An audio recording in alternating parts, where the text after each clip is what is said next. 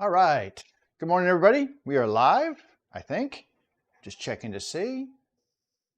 Looks like we are. And we are. We're live. Okay. Hey, my name is Jeff, and welcome to my workshop here. Workshop, wood shop, whatever you want to call it. I do stuff with wood, so either one is appropriate, I guess. What is today's Friday? Happy Friday to everybody. If you are indeed watching this live, it is Friday. What is today? I don't care about your Newegg Shuffle. I wanted the date today, which is the 27th of August. It is almost September. This is crazy. So summer's almost over. School is already restarted, at least in my area. Yeah, I think Labor Day is coming up next week. Is that Labor Day? I forget. I got to look at my calendar. I'm going to check my calendar real quick because I will not be blogging on Labor Day, I don't think. So no, we have 2 weeks till Labor Day. So Labor Day is in 2 weeks. Let's see. Yeah, the 6th. So next Monday is I'm sorry. Today's the what I say today is? What did I say today is? 27th. So where are we? August 27th. Oh, there we go. My calendar is really weird. Oh, it's covered up by something. That's why. I was like, what? Why? Okay, so yeah. So basically a week from this Monday is Labor Day. And because this will still be August this coming Monday, that's why it's not Labor Day. And Labor Day is a thing. If you're not in the United States, you don't do Labor Day, but we do here. And it's always the first Monday in September, which happens to be the day after my wedding anniversary this year. But I think I will be taking that day off. I'm planning a bike camping trip, and I'm waiting for the weather to get better, and it's still pretty nasty out here in terms of heat. Global warming sucks, especially this year. It has just been nasty, and outside opportunities have been few and far between. It has just not been an outside kind of year, kind of summer anyway. So anyway, I'm hoping that the weather gets better, that I will be doing some bike camping. I've kind of been gearing up for that. I've got a lot of stuff that I've kind of built up one of my bikes for this particular thing, and so I'm kind of excited about that. Really ready to get out there and do some stuff, but not when it's 90 degrees and like 80% humidity and it's like a swimming pool. So that is not my ideal thing, because also it like gets down to 79 degrees at night, and that is not comfy sleeping weather. So after a long day on the bike, you really want it to be like in the 60s would be good. If I could get it down in the 60s, that'd be awesome. And the thing is, I'm going to Pittsburgh. I'm starting in Pittsburgh, and I'm going to be riding the Gap Trail, which is the Great Allegheny Passage. It's a converted rail trail, and it runs from from Pittsburgh down to Cumberland, Maryland. And most of that is kind of higher elevation, so it's a little cooler. But once you come down into what is now known as the C&O Canal Trail, which runs from Cumberland to Washington, D.C., you lose a lot of altitude and it gets hot and muggy really quick. So I want the temps to come down before I actually bug out. I haven't set an exact date for this trip. And that, like I said, will really depend on the weather. So I'm just kind of holding out, waiting, checking my app for the 10-day out stuff. And like right now, if I check it, it doesn't look bad 10 days out, but I also don't want to get rained on because that kind of sucks riding in the rain. And right now it's like for the next at least 7 days, there's a chance of rain every single day, and it's in the 90s. And although it's starting to, that following week, it's going to be 70s, 80s, and then lows in the 60s. That's what I'm looking for. So hopefully I'll push into that weather a little more consistently, and I can plan my trip, and that'll be fun. So anyway, bike camping, if you don't know, it's backpacking, but you take all your stuff on a bike and you ride trails and then you camp at night. So it's a thing. Look it up if you haven't seen it. But if you like biking and you like camping, put them together. That's bike camping or bike packing. So anyway, that's what my plans are. And in the meantime, I'll just keep making stuff in the shop here and we'll keep working. I could not find, yesterday I went around to 2 different of my big box stores and could not find rubber feet for my cutting board that I just made, the scrap wood project that we worked on last week, which is this. So this is the cutting board right here.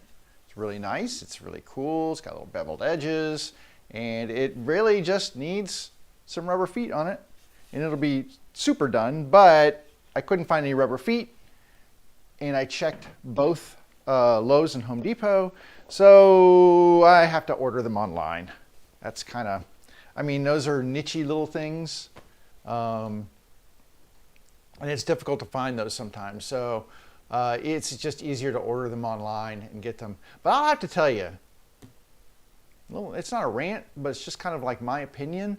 Lowe's used to be my favorite big box store, and I would go to Lowe's over Home Depot all the time, but that has switched. I don't know what has happened to Lowe's, but the Lowe's, at least the Lowe's near me, which is a pretty big Lowe's, kind of garbage, kind of not great anymore. It used to be really nice and really well organized and outfitted and everything else, and now it's just kind of garbage. You know, I went into their tool section. It was kind of unorganized and crap. They had, that's where I bought this table saw that I have here. This is a Delta table saw. It's a contractor saw. It's really nice. I bought this there a few years back, but they have one set up. The top is all rusted. They haven't done anything to take care of it and clean it. It looks like crap. I'm just like, who is in charge of this store to let it look like this? I don't understand. And then I go to Home Depot, and Home Depot just seems to be much more well organized, better run. When I use their app on my phone to find things, they've got it down to not only the aisle, but a bin number that you can locate things in, so it's much faster to find stuff. So I don't know what happened to Lowe's, but I will tell you that I prefer Home Depot now over Lowe's, which is weird because I always thought Lowe's was the better of the two, and it used to be. Not anymore. Now it's just, yeah. And my Home Depot, I have 2 of them within a pretty good, pretty close distance to myself, and they're both pretty good. There's only one Lowe's that's pretty close to me, and it used to be, like I said, it was kind of like almost like a superstore size thing, but it is not a good shopping experience anymore. And I don't know if you find the same thing, but yeah, I think pretty much most of my shopping will be at Lowe's, or I mean at Home Depot and not Lowe's. So kind of sad because, like I said, Lowe's used to be my go-to place. I would drive the extra 10 minutes to get to the Lowe's over Home Depot, but nope, not anymore. And it just, like I said, it kind of surprises me, but anywho. But circling back to the feet, I need to order some rubber feet. I'll just pick them up off. I mean, come on, where does everybody else get their stuff? Amazon. So I'll pick them up off of Amazon. I already have some, I think, in my saved section just to fill in. I like short ones. I don't like the big, tall, half-inch thick ones. I like short ones that are about 1/4 of an inch tall, about 3/4 of an inch in diameter, and have a space. So basically where the screw goes, it's kind of a hollow cup inside there where the screw goes up with a flat washer, and using stainless steel washers and screws, because it's a cutting board, it'll get moisture and wet, and you don't want to put regular steel screws in there because they'll rust, and that's not good. So anyway, always stainless steel. But yeah, all I have is thick ones now. So in order to finish that off, I'll have to find some of those. Not a big deal, just I was hoping to get them locally. I prefer to buy local if I can. I like to keep my stores busy. Although I have to say that whenever I go to or at least to the Home Depot, busy is not a problem for them. They seem to always be busy. So lots of do-it-yourselfers and everything else. Lots of construction people there. They have their whole construction section and checkout and everything else. So, and tool rental and everything. So it's pretty well equipped, and they carry a pretty good inventory of things. And if you don't find what you want, you can always order it as well. So, but anyway, that's the Home Depot and the Lowe's thing. So I was kind of looking at my stuff today thinking, well, what am I going to do? Because I finished up that project. I still have one base to stain. It was just, I had to cut my grass yesterday, and that just kicked my butt. It really did. It was hot and sweaty, and I had to do the front and the back. I hadn't done it in a couple of weeks because, well, honestly, it's been hot and it hasn't really grown that much. But it got to the point where it was looking kind of shaggy, and my neighbors would give me the side eye. So it's like, all right, let me get the lawnmower out and cut it. And it wasn't horrible yesterday. It's like mid to upper 80s, but it was just humid. So anyway, I had to do that. So I didn't get all of my shop stuff done yesterday. I have one more base of the long bases that needs to be stained, and I'll get to that probably this weekend and finish that off, because I have another base over here that needs to be stained, and we're almost at the point where it's done. And this is what I'm going to work on today. So when I was looking for things to do, I was like, well, you know what? I kind of left this in a state of limbo, and I need to get it finished up. At least finished to the point where I can stain it. So let me pull this over here so I can show you what it is. If you've been watching my streams and such for a while, you've probably seen this, because I've been periodically slipping it into the workflow when I've been doing similar stuff to other machines. Okay, hang on. I am going to trip and kill myself on all of these cords. And I don't want to do that live on camera. That would be embarrassing. So let me put this away so that I'm not going to hurt myself, because honestly, I've got way too much cordage down here under my feet, and it's not... Get up here. There we go. Get all these things out from under my toes, and I don't want to hurt myself. There we go. Okay, feet are now clear of debris and cords and such, so hopefully a little bit safer workspace here. Anyway, this is a special project that I've been doing for a friend. I didn't turn this camera on. Let me see if I can turn this on. But I've been doing this project for a friend, and it's kind of a conversion from an old table machine to what will be what's called a hand crank machine. So there's a different view of it. So this part up here that you see, this wooden section up here, came out of the original machine. And it was a treadle table, which means this actually inserted into a larger table, and then it would connect to, let me flip it around here so you can see a little bit. So it It would then have a belt that came around here to the back wheel. It would go through these holes down here to a treadle with a much larger flywheel that you then had a pedal that you would push up and down, make the machine go.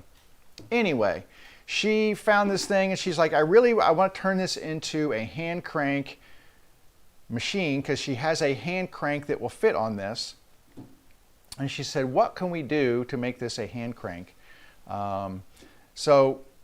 Unlike the other machines I do, this one actually has like the bed does not go all the way to the back. It actually curves here and then comes out around this whatever base part right here and then goes forward again. So whatever I did, it was going to be kind of funky because I would have to accommodate for this. Most of the bases I do actually have rectangular shaped beds on them, so it's much easier to make a base for a rectangular shaped bed. This one having this part right here, I was like, I don't know. And it also had this section attached to it. Where was it attached? Back here. So this was actually attached to the table as well. I took this off because it's not really needed. It was hinged. And I was like, well, I don't really need that section. And I thought, well, you know, if I just take this, that's more like a bed for a regular machine. I could make one of my bases, but just make it big. And that way it would just be a nice large thing that this thing could slip into. And that's what I did. And it actually, that part turned out really well. I had to make some little notch cuts here because there's a little, I don't know, a little pipe or something that sticks through there. I think it's kind of for tipping the machine. But there's also on this machine, there is a little thing right here that you can push. There's a little knob, you push it and the machine can tip back. And the nice thing is, it actually has a little catch bin underneath here. So there's a catch bin, little metal tray underneath there. But the way this sits, as you can see, you can tip this back and it will not flip over. So it's actually pretty stable. So I was very happy about that because that means she can get under the machine, do any work to clean or whatever under there. I mean, it actually has a little slide thing here that goes into a pin that's in this board to hold it when you tip it back. So that's why I was saying this is already set up for this machine perfectly. Why do I want to change it? So I'll just use this piece of wood right here and incorporate that into a base and make it more portable. And then this comes back down and just clicks in place. So that was my plan. This piece of wood right here is nasty. The shellac, which most of these older machines were finished in shellac. That was kind of the go-to finish. This was before the age of polyurethane and whatever, and really before people used a lot of lacquer. Shellac was the more economical finish, and shellac was really compatible with a lot of different stains and woods and everything else. Shellac was, and still is, a very go-to finish. The problem is that over time, this shellac, whether it's through heat, humidity, everything else, this shellac has crackled. It's got tiny little cracks and bumps and garbage, and then it has mixed with dirt and debris over the years and just become horrible. So I'm going to try to clean it up. This looked exactly the same. So if you look at these two and you see the color difference between these, this looked like this before I cleaned it up. And what I did was I didn't do anything but take denatured alcohol, which kind of thins and removes the shellac, but it also removed a little bit of the finish. But this is solid oak right here. I can see a little bit, I think this is a little bit of a, I'm looking at the straight grain. I think this is quarter sawn, and I can see some medullary rays in here. So I'm assuming this was all solid oak, which was very, very prevalent in early machines. Then later on, they kind of went to using a lot of veneers over top of different oaks or other woods. But I'm going to try to clean that off. So I'm going to take the machine out of here and clean that out. But before we do any of that, let me take it out of the base. And you can see it just sets in the base really nicely. It's not attached to it, which is kind of my whole plan. Woo. So here's the base, and you can see what I did was I actually took a very large rabbiting bit and cut a very nice deep notch in here. And that is a support for the, that's a support for the machine right here for both sides. There's one on each side, so you can see there's one here and one here. I'm thinking what I might do is just run a thin piece of wood along here, and that will just support the edge. And I can glue that on. But what I want to do also is, it doesn't have a bottom. I'd never made a bottom for it, and it needs one. I've already routed for the bottom, so you can see I ran my rabbiting bit in here, and it's already got those rounded notches right here where I can insert a piece of plywood and make a bottom for it. And I have, if you look down that way, you'll see leaning against the machine is a piece of plywood that I'm going to use to make a bottom for this. So I think that's where we're going to start, is we're going to make a bottom for this. I'm also going to measure from that bottom to the inside of the machine to see what, how thick of a piece of wood I need to just do some side supports. And then last but not least, I'm going to take the machine out of this wood that it's in and clean that off, and maybe just hit it with the denatured alcohol and see if I can get that kind of cleaned up. And we'll see where we go from there. But that's kind of my plan. So first things first, we're going to do this, and we are going to put a bottom into this, or at least cut the wood to make the bottom, and then we will round the corners of the plywood and get it ready for glue in. So to do that, we need to do a couple things. First, I need to check the measurements on this. So I need a 10 1/4, which should be just fine. And then we're going to need by 10 1/4 by,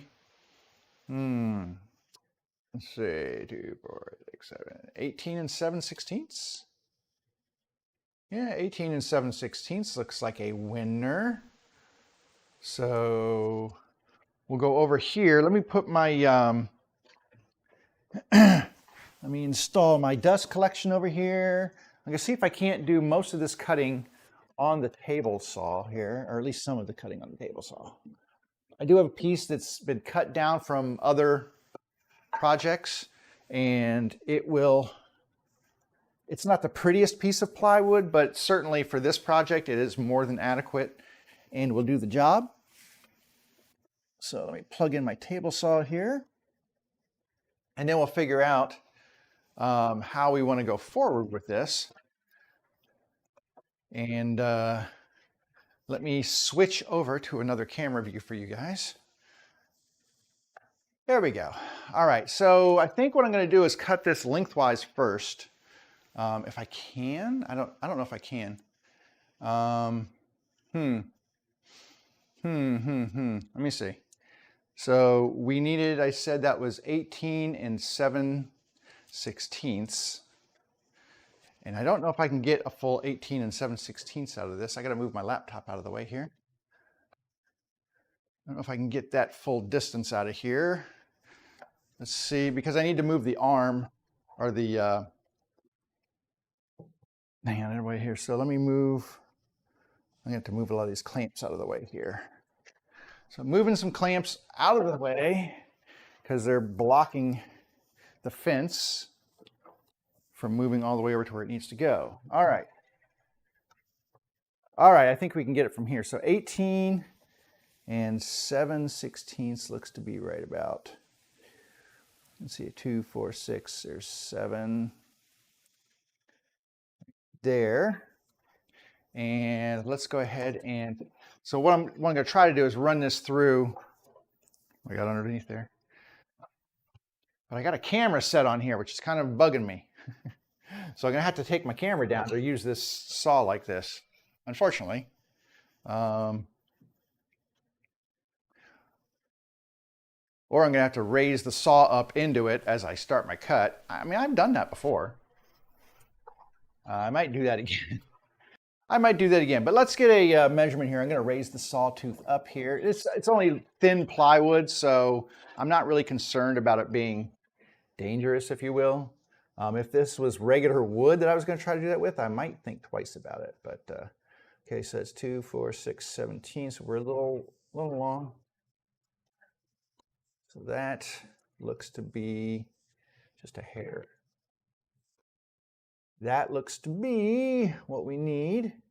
I'm going to double check this measurement one more time just to be sure that that's what we're looking at.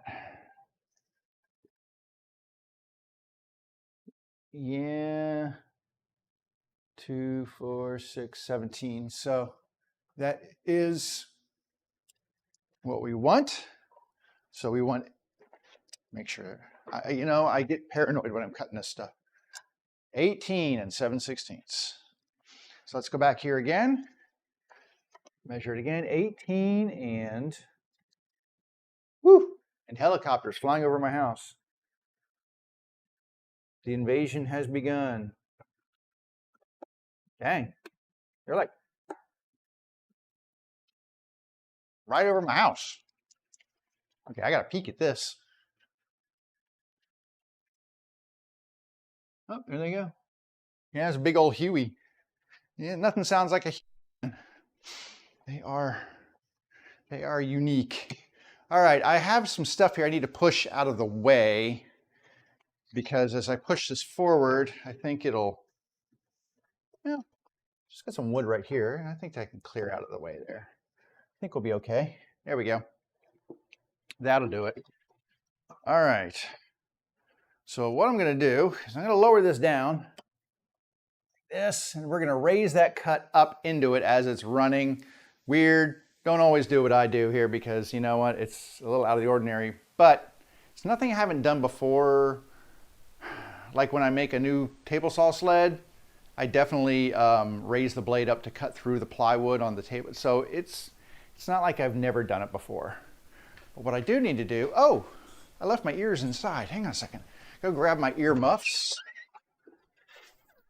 I think I left them in the kitchen. I did. So yesterday when I was cutting grass, I was wearing my my IsoTunes earmuff things, which they work pretty well for cutting the grass because they're Bluetooth, so I could listen to music while I'm cutting the grass. Just makes it a little bit more pleasant. Okay, so what I'm going to do is I'm going to turn this on. I'm going to turn on the dust collection, and I'm going to raise the blade so it comes up through here, and then I'll push it through the rest of the cut. And the reason is, you can't see it, but right here is an arm attached to my table saw that I use for holding a camera, which is my camera number 2 position. And yeah, it's easier to do this than it is to move that. I say that, hang on a second. You know what? Wait a second.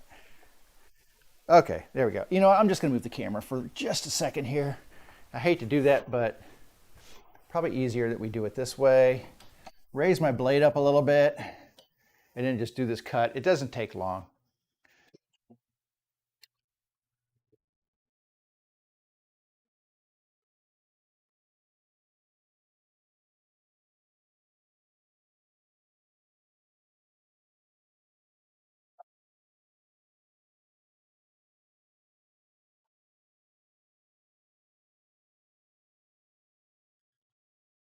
So if you're wondering why I grabbed the gripper, it's because I could run the blade through the middle of this channel as I'm pressing down, and that makes the wood go through, and it pulls the wood through from both sides of the blade. A lot of times what will happen is, if you're not using that, if I just push it through by hand, this piece stops getting cut when this piece is free, and it usually leaves a little notch or something on there.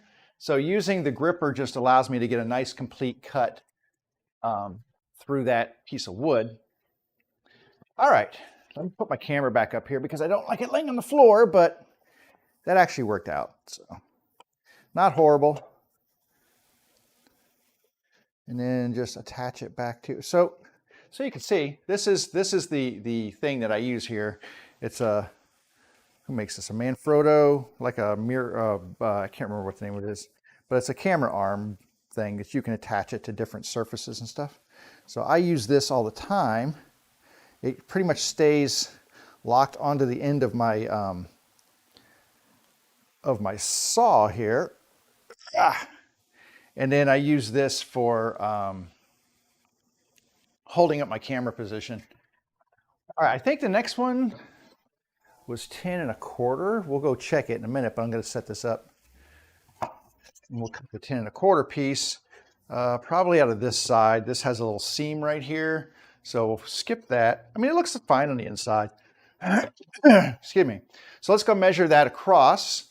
The other thing I can do, hang on, before I do that, let me just grab this and check that length to make sure it was perfect. And it was. All right. So now I'm going to measure across here and just ensure that 10 1/4 is our winner. Winner, winner, chicken dinner. That is the one we need. So we'll measure this blade, just make sure we're at 10 1/4. Should be pretty close here. Yep. Yep, that'll do. All right. And we're just going to push this one through.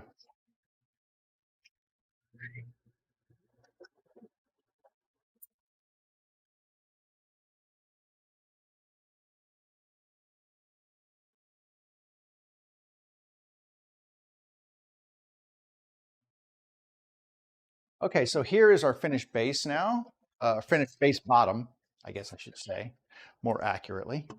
So the base bottom right there. And it's pretty large, right? Pretty sizable piece of wood. So let's go back over to our base, check this out, make sure that it is going to fit. And so we've got lengthwise, we're good. And widthwise, well, ooh, it's close, but it's, oh, look at that. That is, here's a better view. So that, I kind of just fit it from one end. It won't, these are rounded, I can't just set it in, but I check each side to make sure that it fits. And then lengthwise like this, and then over to this side over here like this. All right, so that looks fantastic.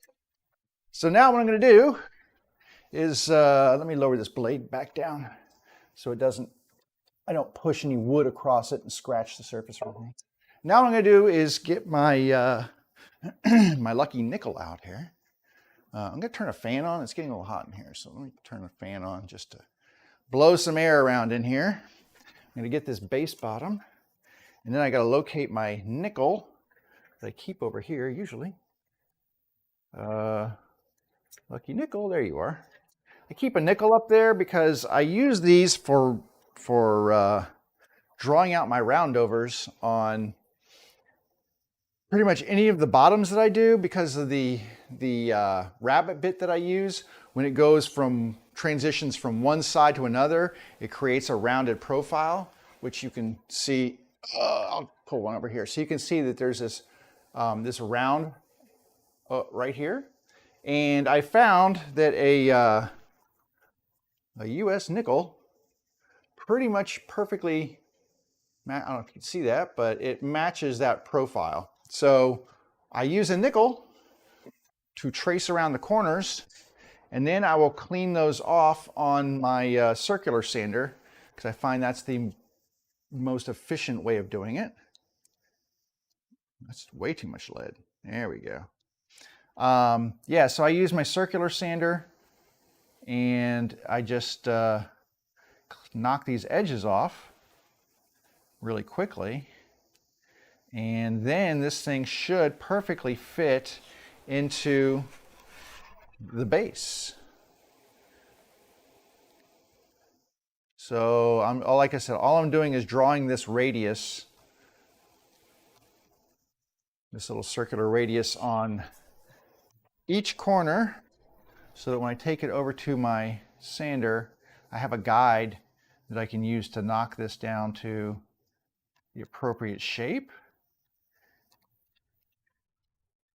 And this is pretty much the process I use for all of my base bottoms. I've thought about experimenting with doing some slide-in base bottoms, where you cut a like a notch on all the sides, and then your board basically slides in and is kind of free floating inside of the frame.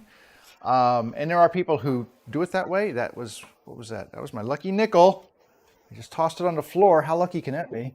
But it's just so much more work.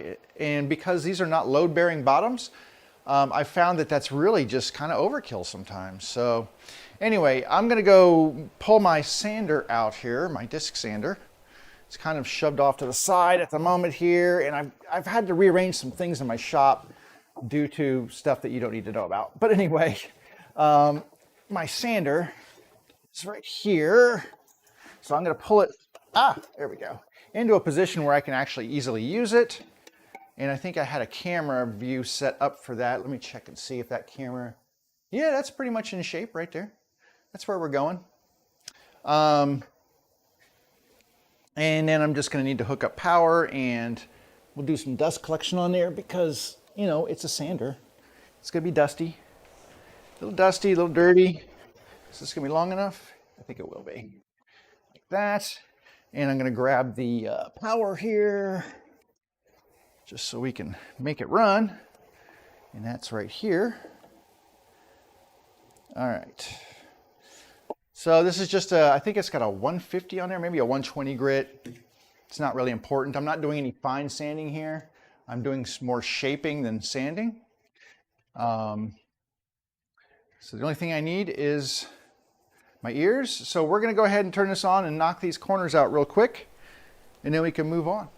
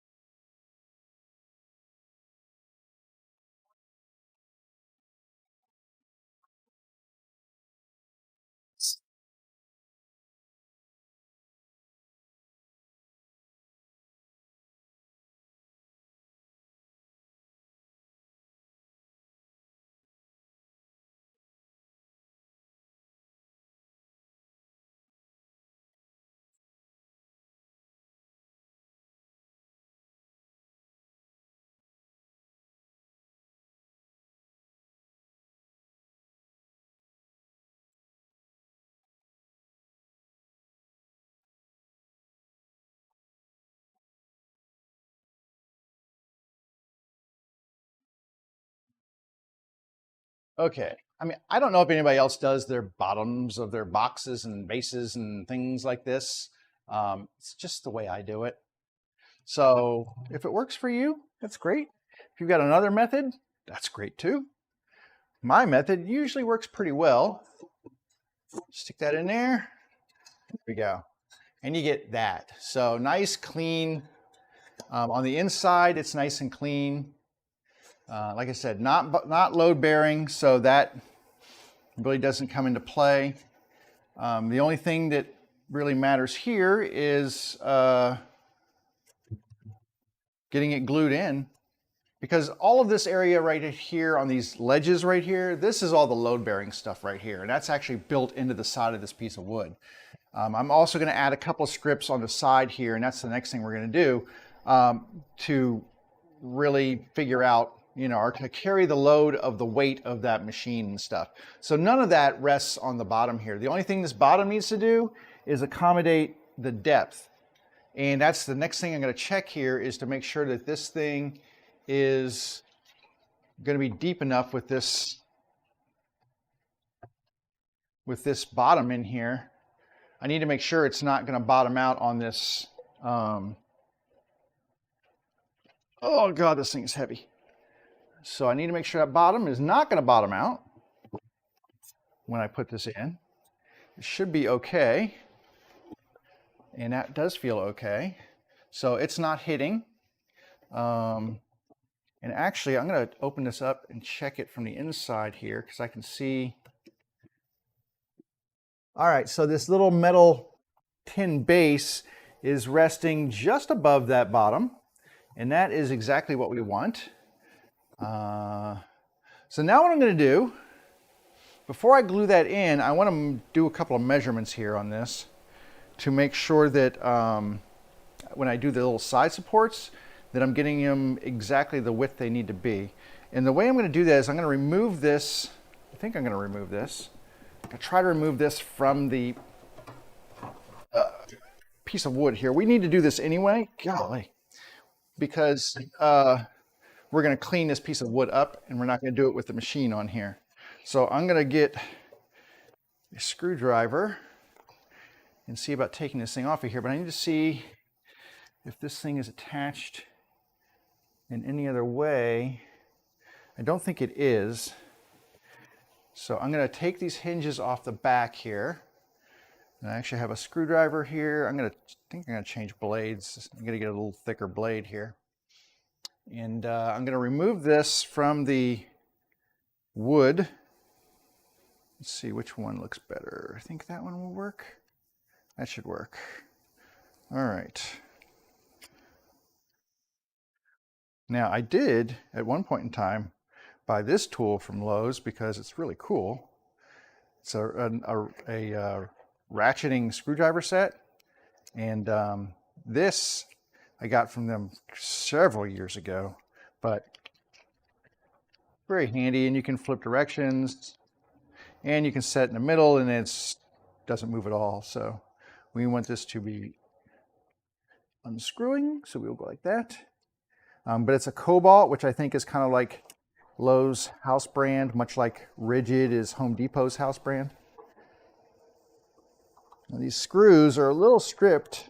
I want to be careful that I don't strip them anymore on the heads of these things. So take this screw out, and take this screw out.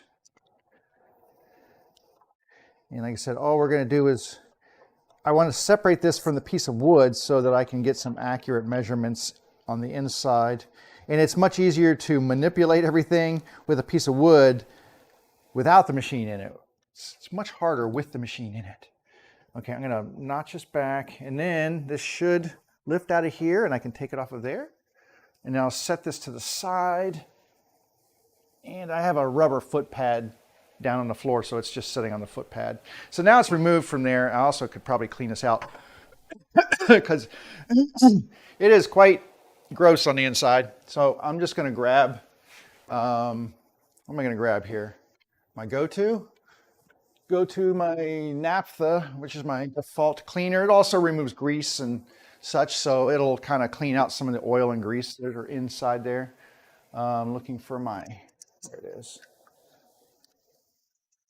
Okay, this is getting annoying. There we go. Just gonna knock this up. I have some paper towels here, and tell you what, first thing I'm gonna do is vacuum this out and get all the loose dust. There's no sense in just getting it all covered on my on my towel here. So let me see if I can get some of this loose stuff out of here.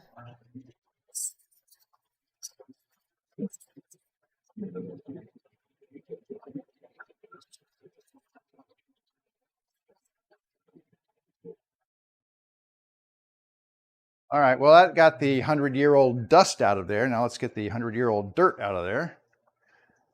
I'm probably gonna need some more naphtha soon. But we're just gonna clean this out, rub it down. Like I said, just look at it. There you go. That's disgusting, right? But could be expected.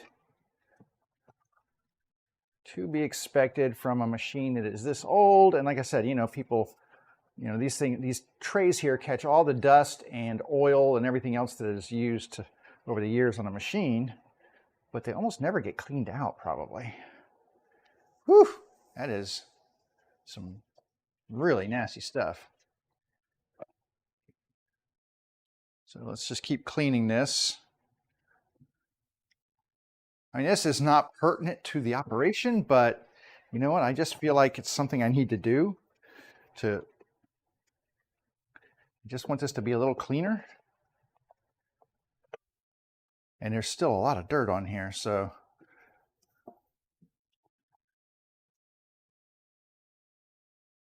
Now, I could have used something else like Windex or 409 or something else to clean this up. This isn't really that big of a deal. This is just the little metal tray underneath. And like I said, all I'm doing is cleaning it up to get all this crap out of there. And then maybe around here too. But I'm going to go and refinish this whole area up here. So let's see if I can clean this. Oh, I took the pin off. I've got to be careful with the pin. I don't want to lose this. This is the pin that holds the machine when it tips backwards. Where was this set in here? This was just in a little hole right here. So we got to be careful with that. Oh, we might want to re-glue that as well because it looked like it was split a little bit, but that's okay. All right, so this is the piece right here that we wanted. The bottom is now cleaned out a little bit, so it's not gross. And what we're going to do, let me wipe the bottom of it off. That'd be nice.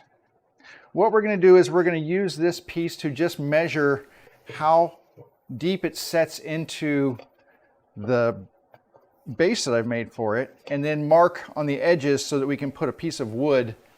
The plan is to have a piece of wood in the side of just glued to the side of the base that will sit under here like this and hold this up.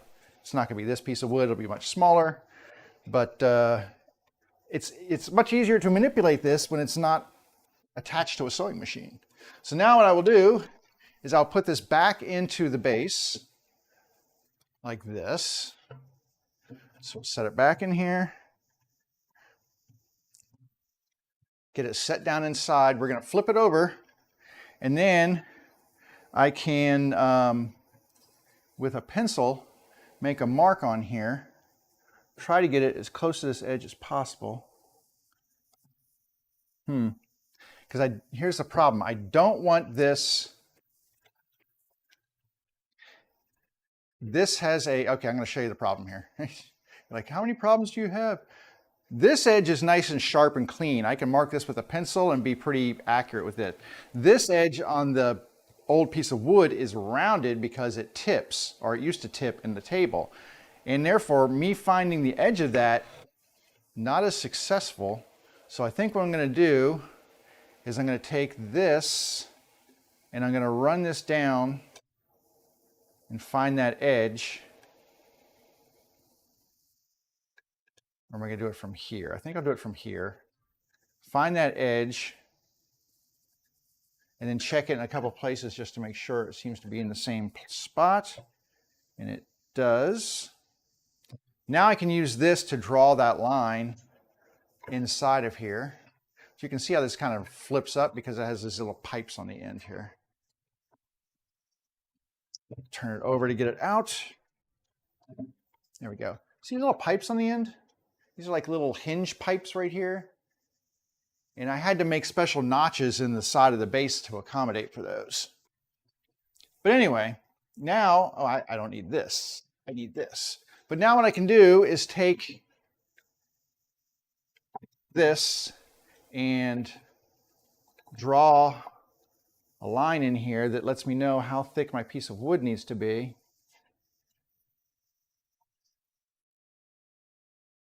To support the sides of this. It doesn't need to be super big or anything, but I do want to give a little support just so it doesn't make the wood, so it doesn't sag if at all possible. So I'm just going to check this on the other side. Yep. So that line was pretty good. And then I'll measure this, see how long this is, and then that will get glued inside of the base. But I need a couple pieces of wood for that. This is going to be, how long is this going to be? This is going to be, I'm going to measure to my edge right here, which, you know what, hang on a second. Put a piece of wood on here so I can get a really nice measurement there. Push that all the way to the edge, and that is going to be, I'm going to say 4, 6, 8. Well, it's less than 3/4 by a hair more than a 1/16.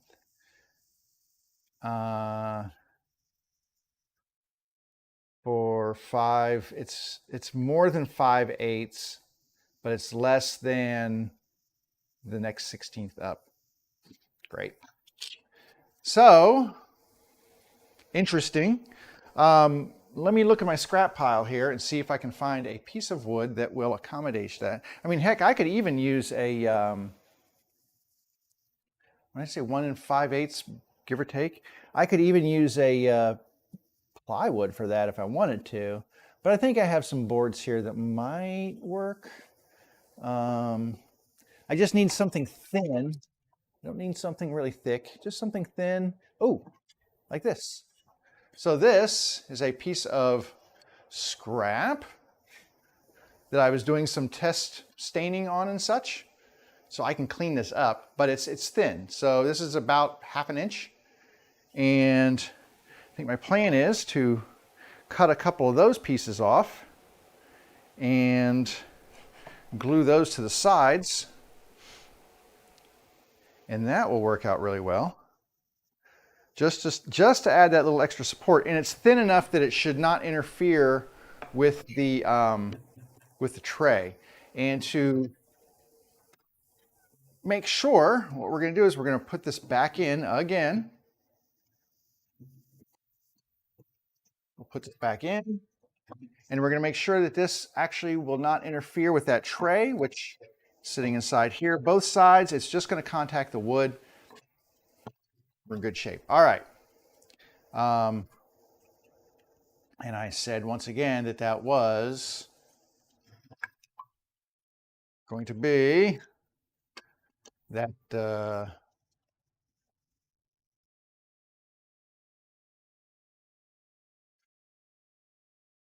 we're looking really one, and I'm going to try this at what is that? That would be 4, 8, 12, 11/16. So I'm going to do 1 11/16 and see if that works for us. So we're going to go back over to the table saw. We're going to set that up and then run a couple of pieces through here. And I will also just take it over to the joiner and plane off all of this, or joint off all of this stain that's already on there, just so I get a nice good glue joint. So 1 11/16 on here.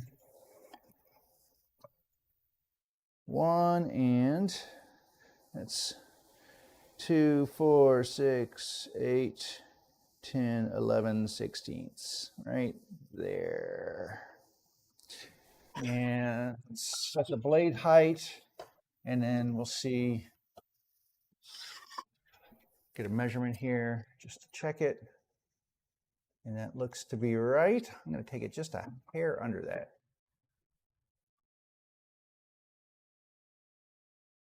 Like I said, the point of this is really to just keep those middle parts from sagging over time. So what I want to prevent that. All right, let's get some power over here. We've got the dust collection hooked up. Plug in my power, and then we'll cut 2 of these. And then once we get that done and check to make sure that they're the right size, then I can glue in that base that we just cut, or the base bottom. All right, let me set up my thing here. There we go. Okay.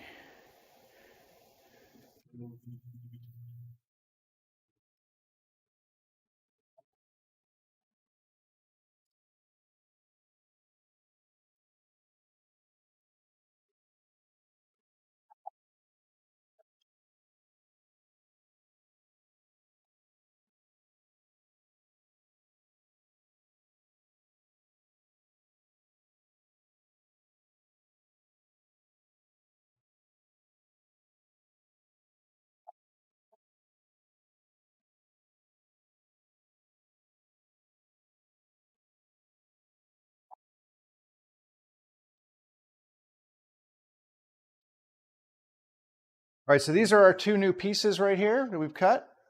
I didn't really have that on the right camera for you, but I apologize. But it is what it is. I'm going to move this sander out of the way so I can get to my jointer, and then we can do some jointing over here to clean these sides up. Because I don't care if they get thinner, because they, like I said, they don't need to be super thick. They just need to hold this thing up over time. And I'm going to glue these in. I believe I'm not going to screw them in or anything. I'm just going to use some glue, glue them in. So let me get this out of the way really quickly. That's all I need is a little bit of space like that. And let's come over here. I think I've got this camera still set up. It's probably looking at my jointer right there. There we go. That's where I'm going to be. I'm going to joint off both of these edges because basically I've got finish on both sides. Maybe not this side. I'll just do this thick side right here. I'll joint these off. So let me find the right correct direction.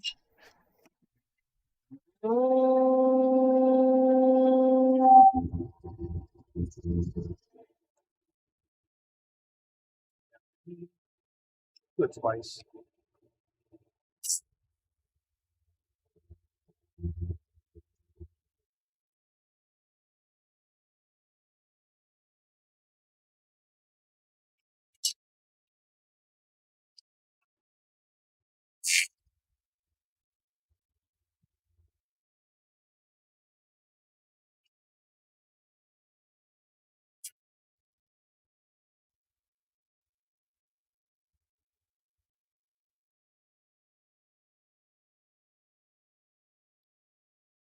Okay. This is quarter sawn red oak, so it looks pretty good. And it looks like that when it's all cleaned off. And that's the other side. I left the stain on the other side. All I need is one clean side for gluing. So we're gonna leave it like that. And I'm going to come back over here and check my side here. See, it seems like it's a little tall on one side and then the right side on another. This is what I want to make sure. Now this side right here just seems like it's a little tall. So I might cut this down. I'm going to cut one of these down just about 1/16 of an inch. I need to trim it down because they're exactly the same size, but you know, I can't attest to the evenness and such of the wood here, but I am almost a, And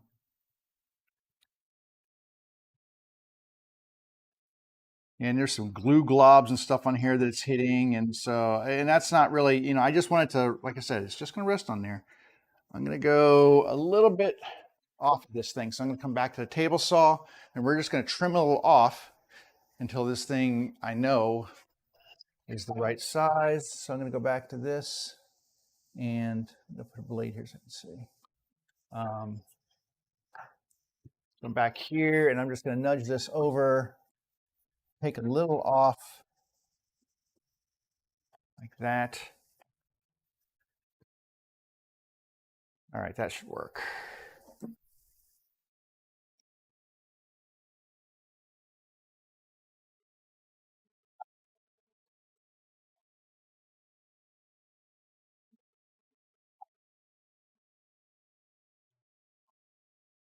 All right, let's do a test. Back over to the piece here just to make sure. So we're just gonna put this inside and make sure that it's clearing the bottom. It is, there's this little, hang on a second. There's a little bit of glue in here on the bottom of this thing. Probably really old glue,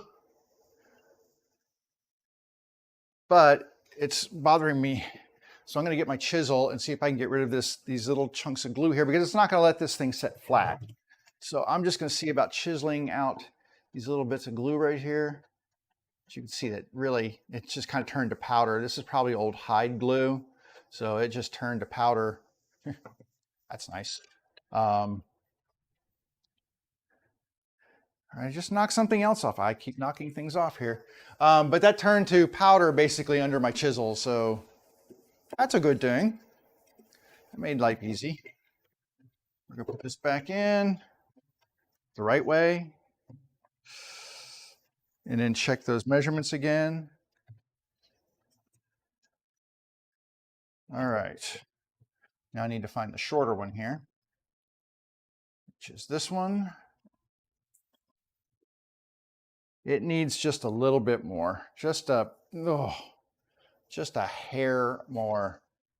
Just a hair. All right, let's go set this up for just a hair less.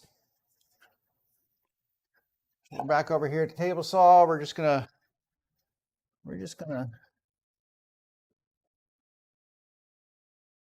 I mean, I could like break out the hand plane and just do it that way, but table saws are fun. I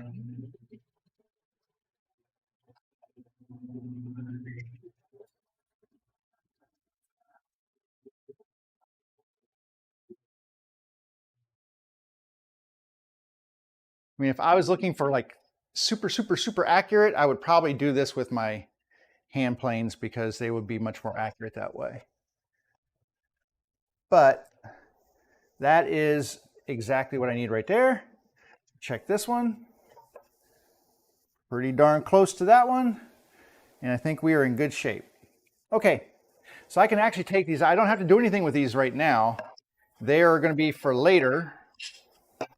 Now we can put the bottom into this thing. So I'm going to take this off again.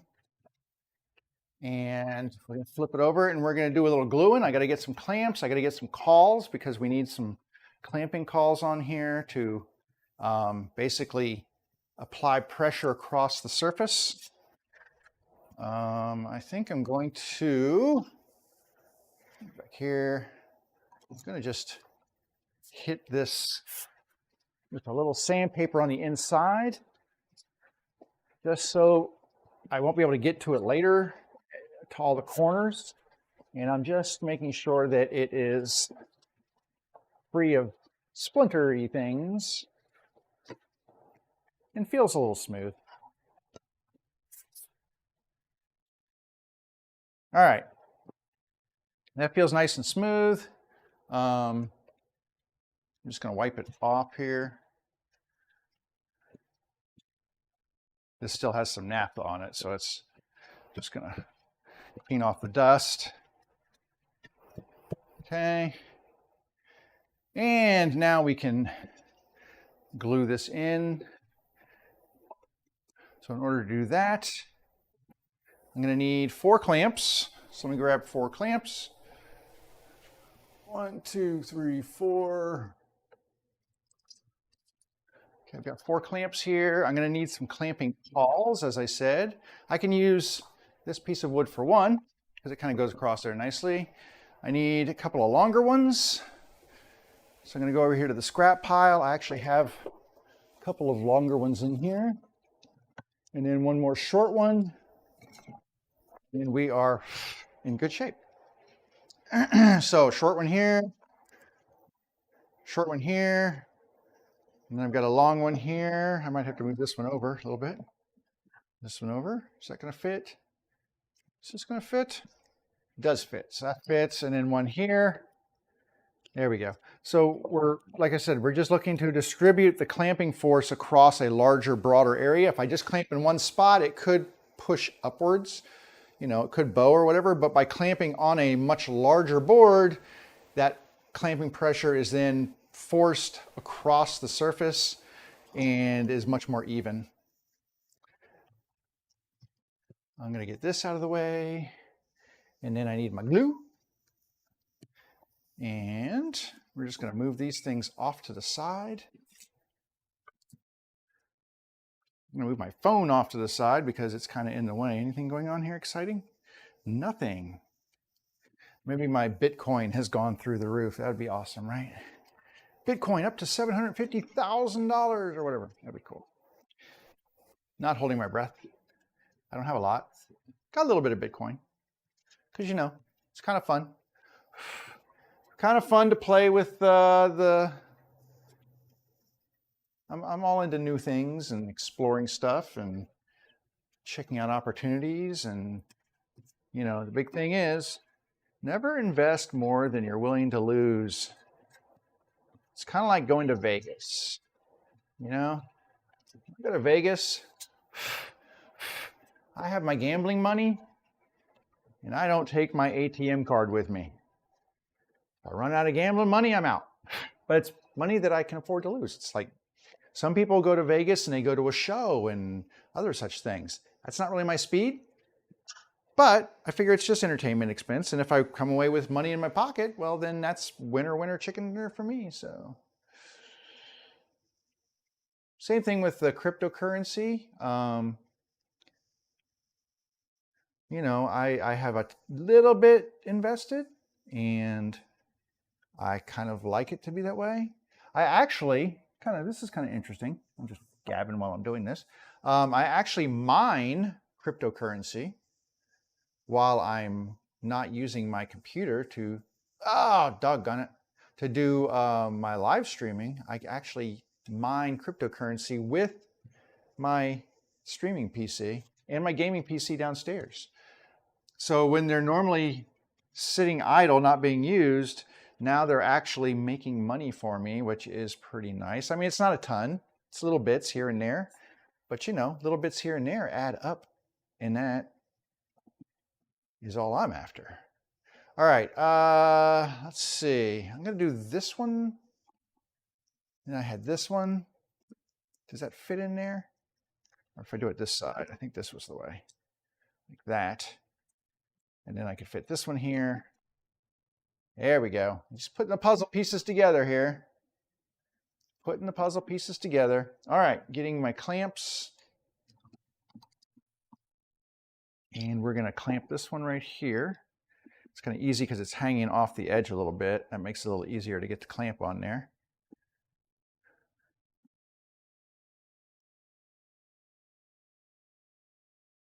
Clamp is nice and straight and get this thing tightened down. Like I said, though, that is applying pressure across the board now, not just in this one spot. I find that to be a much better way to do things. I'm going to do the other side. I found that it's easier to do it that way. Do the opposite sides. The big problem with doing these usually is that they will slip off because it's not just one thick board all the way through. You're just clamping on an edge, so it can be a little tricky to get the clamps on here.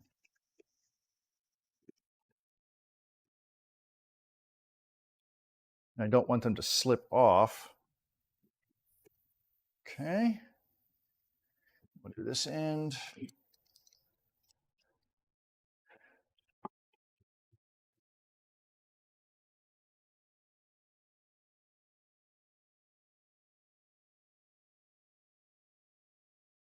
Now, the nice thing is this board is pretty thick on edge. Ooh, got a little glue on there. Don't want the glue on there. So it should hold up. And then this last one. And I like these because they have a flat edge. So as long as it's sitting on some part of the board, the ones that actually have a raised part, you have to get those lined up with the head here. This one has a flat piece that goes all the way across, and that gives you a little more latitude when you're clamping. A little bit of room for running it off to the edge here.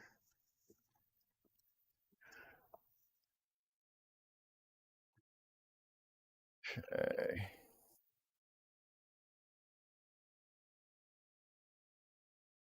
They want to slip off. See, like that one just did, they want to slip off. So you have to be really careful with them. Make sure you get them on there really well. Come right to the edge here. Try it again.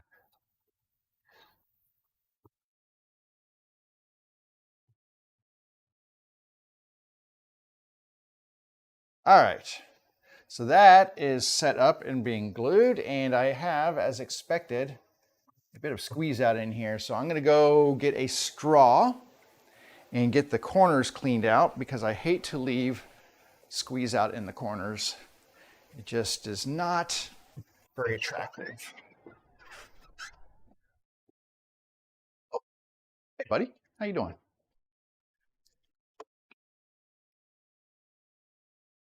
You're awake? Or does that mean you're going back to sleep?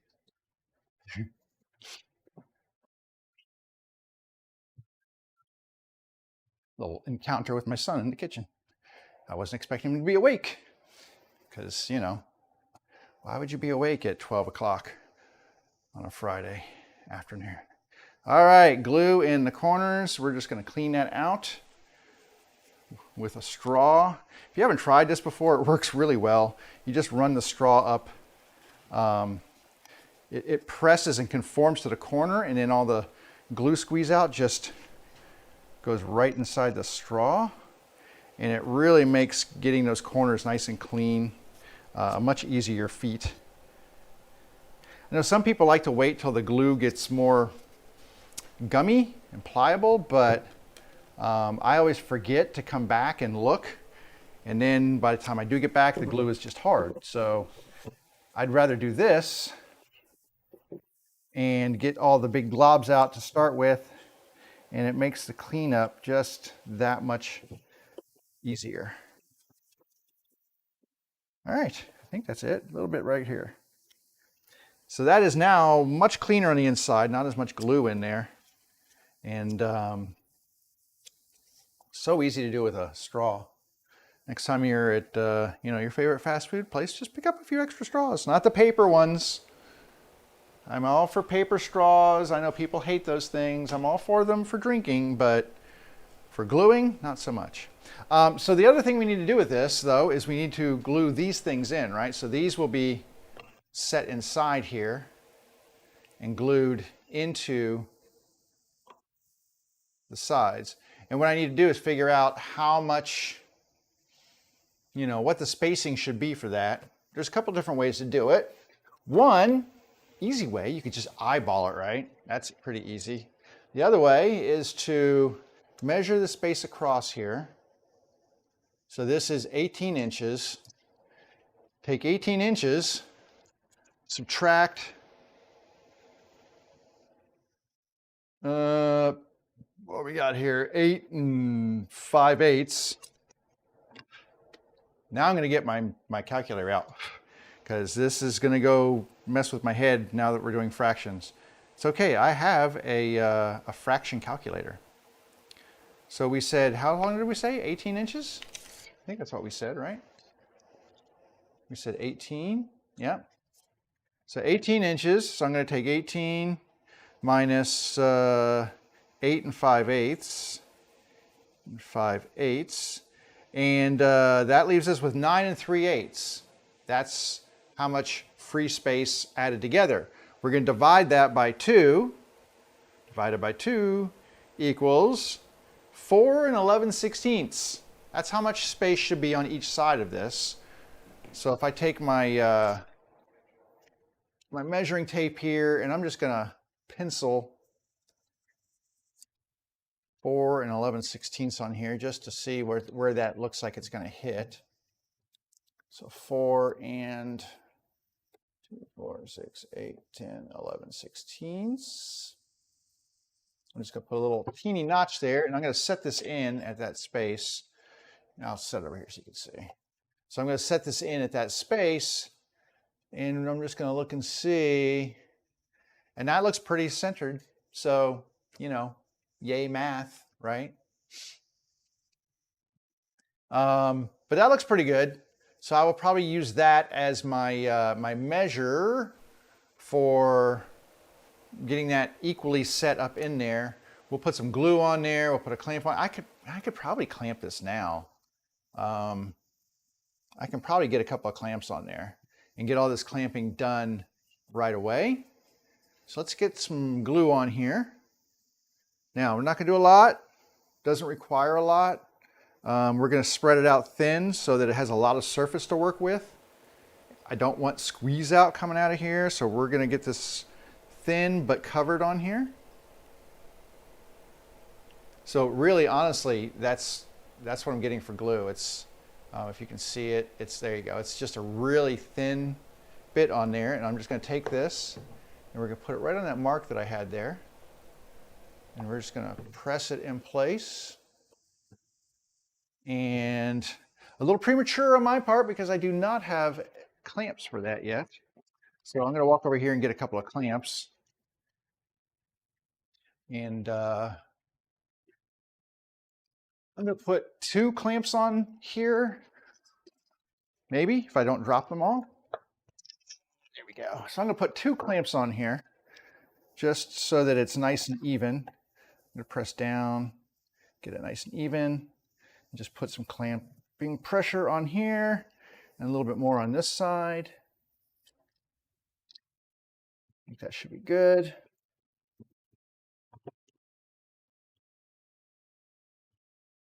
There we go. Okay, so there's that one. I need to measure this one. I didn't measure the 4 and 11/16 out on here yet. So let me measure that. And then I will make a mark, and that will give me my pencil. There it is. And then we'll have the area to put, so 2, 4, 6, 8, 10, 11/16 right here. And it doesn't need to be perfect. It's just ballpark. It's just ballpark. But as I said, it looks pretty good. Now, did I just screw up and not put the right one in the right place? I don't know. Oh, one of these is taller. Which side had the, shoot. See, I knew I was going to do this. You all just watched me just screw this up. And I just did the wrong one on the wrong side, I think. Oh, no. I got it right. No, I got it wrong. I got it wrong. No, I got it right. Did I get it right? The shorter one went on this side. I'm pretty sure. Yeah, because it had the glue mark on there. Okay. Doggone. I went to all that work and then I was like, oh, I forgot to even look to see which one on it, which side. So, you know, I have not been drinking, if that's what you're thinking. That's just the way my brain does not like to function like normal brains. You know, I don't think of things when I need to, and then I go into panic mode thinking after that. It's kind of just the way I work. It's like, yes, you could do all this planning ahead and then, you know, mark which one goes where, but no, why do that when you can freak out and panic later that you didn't do it right? All right, there's my glue on there. And we're gonna put this in its spot right here.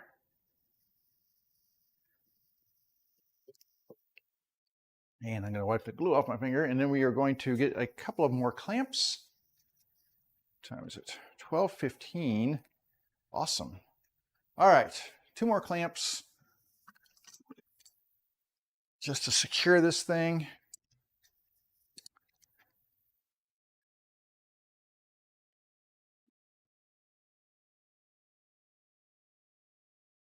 And then we will let this thing just dry itself out.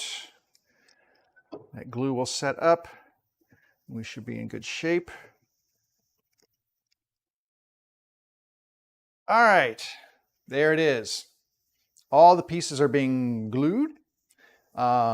Really what needs to happen to this now is once I get all of this done, all of this clamping and gluing done and let it cure for however long it needs to, at least, you know, probably sometime this weekend. Probably tomorrow I'll pop these out of the clamps. But what I need to do from that point is just a nice gentle round over on this thing. I will do an 1/8 inch round over on all the corners. I'm not going to round the corners of this thing. I'm going to leave it the way it is. I'm going to do an 1/8 inch round over. I'm going to just do the edges of the handles right here. And then it gets stained. And that's all I'm going to do to this thing. Nothing else.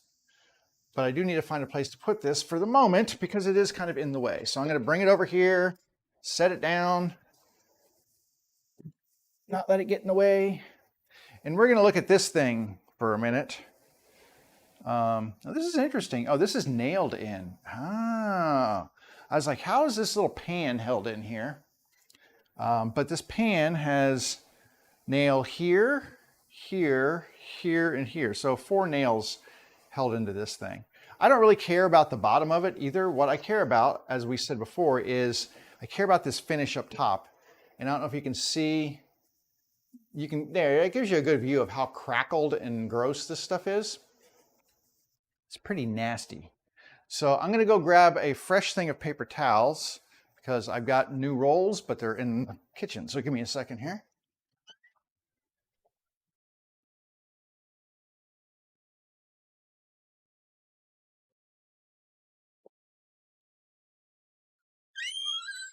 I know it seems like everything's in my kitchen, right? Feels that way sometimes.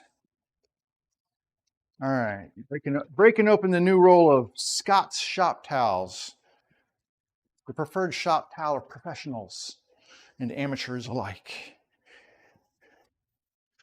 And I'm gonna grab my alcohol. So let me find my denatured alcohol, which they now call fuel. Confusing. I talked about this the other day. I went to go buy more and I was looking for this, which you can see is denatured alcohol. And then at the bottom it says fuel. Well, I don't know why it says fuel there, but anyway, because I guess people use this as fuel. But when I went to go in and buy it, all I found was fuel. And then down below it says denatured alcohol. So it kind of threw me for a minute because I couldn't. I was like, oh, wait, it's the same thing. Doggone it. They're so tricky. Anyway, I've got a little teeny bit left in here. I'm going to use this to start working on this thing. I should probably put some gloves on. I've got some gloves here. This stuff gets sticky and tacky because you're reactivating that shellac, and it can get a rather sticky until you get it all off. And that's what I'm doing. I'm not trying to smooth it out because it's beyond smoothing. I'm just gonna clean it off. And then if I need to, I will use either some what's called Restore Finish, which is made by Howard's, which is pretty good stuff. It actually has some finish. I don't know if it's varnish or whatever into it, but it also has pigment in it. So you can, it's really great for gentle furniture restoration and such. And it comes in some different colors and things. But I might use that if I can, or I might just restain this. And then this, I will probably hit this with a shellac as well, or not shellac, but with lacquer. So just rubbing this over the top, you can see it's getting lighter, but you can also see I'm pulling color off. So I am pulling color off. Like I said, my main goal here is to get rid of that shellac on top. And this will make it kind of gummy. And you can see it's just like, ew, that's gross, right? So I'm just going to keep using the, come on. There we go. This one's almost empty. But I found this to be probably the best way just to clean off old nasty shellac. Because alcohol is really what you use to thin shellac. If like there's a, I use it for wood turning finishes and such. And there's a finish that you make by combining shellac, boiled linseed oil, and alcohol. And you do it in like a 1-to-1-to-1 ratio. And it makes a really cool finish for woodworking projects and stuff. It kind of has a nice hardened acrylic look to it. And it's really simple to apply, but the alcohol kind of thins out the shellac, making it easier to work with and apply. Whew. Now that's really pretty. I mean, look at the wood on there. It's really pretty, but you can see, look at the backside here that I haven't touched yet. This looks the exact same. Let me see if I can get yeah, so this looked just like that a minute ago. So that's kind of how this is, and it's still in the corners here. It's a little bit much, but so that's what we're doing is we're just really taking color off here and we're taking shellac off. So I will probably have to hit this with some color. It's really pretty wood though. This is all, I think this is all oak. Looks to be oak. But I'm just really just rubbing on this shellac and getting it to dissolve, thin out, dissolve, and then it's carrying all of that color with it as I pull it off here. But I asked my friend who I'm doing this for if she cared. She's like, nope, do what you need to do. And I was like, okay, because you know, the thing is, some people, you know, when they've got these machines, well, they, you know, have value and such, and just like any other antique thing, the more they're in their original condition, usually the more they're worth, depending. I mean, it's one thing to clean something up. Like sometimes you don't clean them. Like if it's coins and stuff, they say never clean your old coins.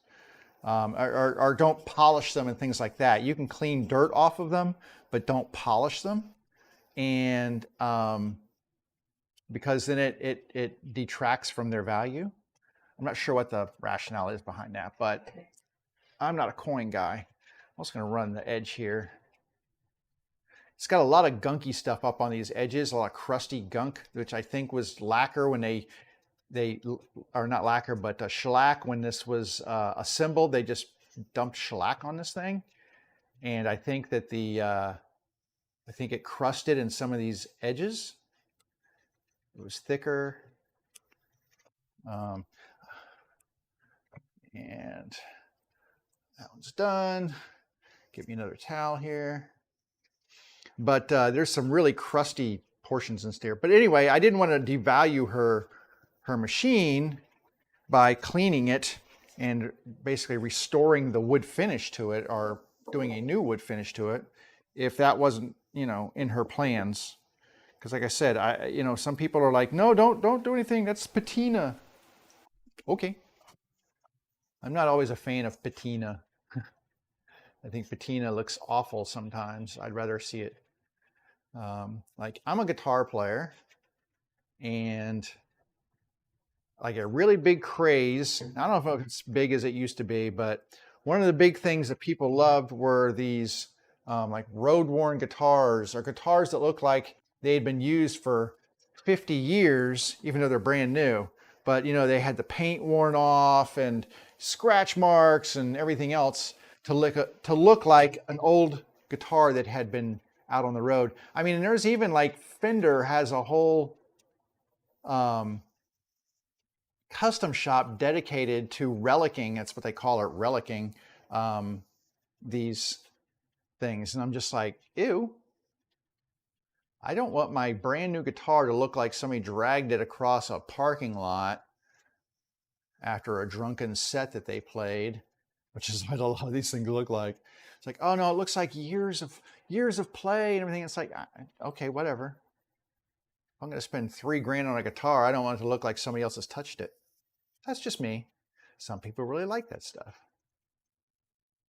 But anyway,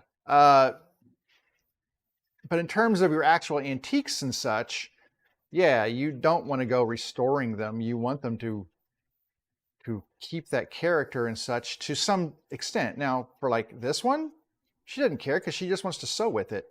And we're already kind of doing some alterations and stuff because I'm going to put it into a base. And then it'll have its own little story, right? Because it'll be like, oh, look how cool this is with its own little base. I could not get this, there's one hinge on this side. Get a little closer so you can see that hinge. I could not get this hinge out because one of the screw heads, they're flathead screws, and one of those screw heads, it's just, I can't get a screwdriver into it. It's just too worn down. And the nice part is that I got one screw out, but if I fold it down, it doesn't really interfere with it fitting into my base. And so I was fine with that. I just leave it the way it is. I could probably do this with steel wool as well. In fact, I have some here. It might actually work better. I can pour the alcohol right on the steel wool. Ooh, that's a lot of alcohol. A lot of alcohol here. But that's a little bit more abrasive. But for this chunky, I wouldn't do this on the surface, but on these chunky side sections, I am going to do it because they've got a lot of gunk on them. And I'm trying to remove the gunk so that we get a nice clean surface to work with here.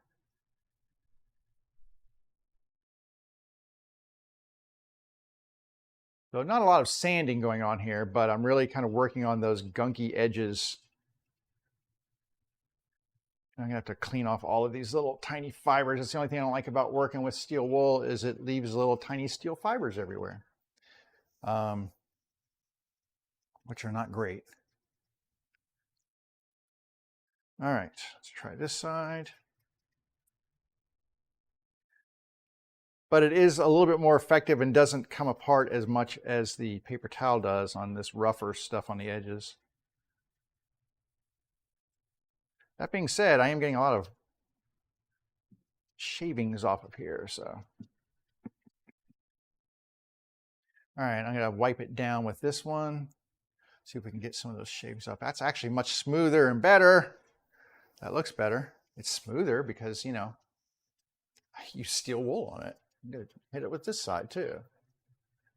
And steel wool does sand the edges as well. But you can see there's just a lot of gunk and garbage in this edge. It's not pretty or clean or anything. But I am getting a lot of that old shellac off of there. And this is going to set down on the table, so it doesn't need to be pretty. This part up here needs to be pretty.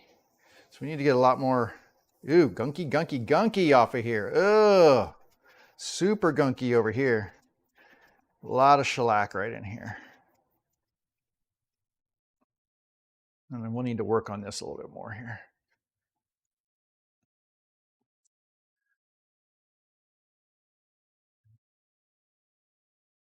I like doing this part too. It's not necessarily woodworking per se. And there's people who, you know, this is their whole business is doing this kind of stuff. But it's kind of interesting. I'm glad I'm wearing gloves, I can tell you that, because otherwise my hands would be all sticky. But it is kind of fun because you're going to bring some new life to this old stuff. And I like bringing things back and giving them new functionality. That's why I like making my bases, because a lot of people have these machines and they have nothing to put them in, so they can't display them really right because they don't sit flat on a table. They can't use them because they don't sit flat on a table. And there are accessories that you can use on these things to make them what they call hand cranks, so that instead of having to hook them up to a wheel, you can just have a little wheel on the back, a little handle, and turn it and sew by hand, which is actually how a lot of these machines were made to function. So anyway, that is much better. Cleaning off all the gunky stuff on here. So much gunky stuff. So much gunk. But this looks so much better. I mean, this right here is now not sticky or tacky. I'm gonna have to clean out this, there's a groove in here and it is just disgusting. I haven't figured out what I'm gonna do with that yet. Maybe with a knife or chisel or pour some stuff in. I don't know. It's disgusting in there. I think I've about used this one up. See if I have any unused territory here. Maybe a little bit over here. Maybe a little bit over here. But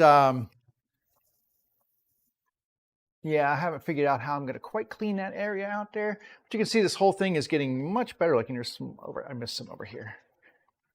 Once it dries, you can sort of see some leftover pieces and parts that still have shellac on them. So I'm going back and attacking those because, like I said, my whole point right now is to get the shellac off. I don't want to be a schlacker. Get it? I know that was really horrible. But I want to get the shellac off of here so that I've got a fresh wood surface to work with. If I hit it with a sandpaper, maybe with something really fine just to take off any rough edges, but I will not be doing any heavy sanding on here. I don't want to change the profile, the wood depth, or anything else. I just want to get it clean. And then when I stain this and stain the other piece, hopefully they'll be similar in color. I have that other piece that I can test some stain colors out on and see how it looks. I'm hoping that they'll be very similar when I do the cherry and when I do this, so that think they used to have a sticker or something on it. It's really weird. But anyway, I want it to look similar in color. I don't want them to be two drastically different colors, because that's not the point at all. I want them to look like they kind of belong to each other, right? But the problem is they're two different wood species. And so trying to match color, you can't just always use the same stain color on two different wood species and expect a similar result, because you'll be very disappointed. Like I use that Kona on cherry because cherry has a lot of amber in the wood color. I mean, this is cherry, right? So it's kind of got a yellowish tinge to it or whatever, which that comes out through the Kona stain color as warming it up and making it a much warmer brown. But if I use that Kona stain on a different color wood, it gives a completely different result. And it doesn't give me that nice warm brown. Sometimes it's a colder brown. And so when you're trying to match colors and such, which is, by the way, I'm colorblind, so matching colors is not my forte. I will tell you that right now. That is not my big plus. I don't do color matching real well. That's why people ask me, oh, okay, can you match this to my table? I'm like, there's no way on this God's green earth that I can do that. My eyes are not built for that, unfortunately. I have not good color vision. I mean, I can see color, but I can't, subtleties and things like that. Color vision is a hard thing to explain. Color blindness is a hard thing to explain. People don't know, they don't understand what color blindness is, but it's frustrating at the very least, but difficult to do some tasks, impossible to do others at the most. So color matching, not really great. I'll think I'll have something color matched and my wife will be like, why'd you make that green and this one's brown? I'll be like, oh, because they look the same to me, but they're not. There's certain colors that I really have trouble with being colorblind. Browns, greens, reds. And here's the thing, a lot of times purple looks blue to me. Why does it look blue? Well, because it has red in it. And so that comes off as being blue. Is there anybody in my chat? I don't know. Let's see. I have to wake this thing up. I gotta enter my password because I can't do the fingerprint thing. Come on. I'll have to enter. There we go. Oh, nobody in the chat. Very, very quiet in the chat. Anyway, yeah, so being colorblind has its challenges. That's why a lot of times I pick the colors that I want, and that's the colors that they are. I like the way that it looks, and if someone says, oh, can you do this or that? I'm like, nope, really I can't, because I am very limited in what I can do and whatever. So I pick the colors that I want my bases to be, and I use the stain, and I just, that's what I do. I'm going to find something I can scrape this with. Let me, you know what? Let me get my, let me try this. Just trying to scrape this gunky stuff out of here. And you can hear that. It's just thick with crap. Ugh, so gunky. And I'm trying to clean that out, but it's so thick with lacquer and stuff. I'm just trying to get them really super soaking wet so that that lacquer gets thinned out. And then I can use my knife to kind of scrape inside there. And it's also a matter of just like years of crud and crust that have accumulated inside here.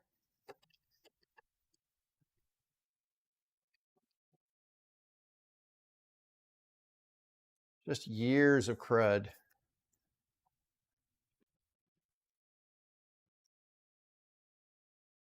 So I'm just trying to, I don't want to scratch it, but I do want to clean it out. as best I can. There is a lot of junk coming out of there.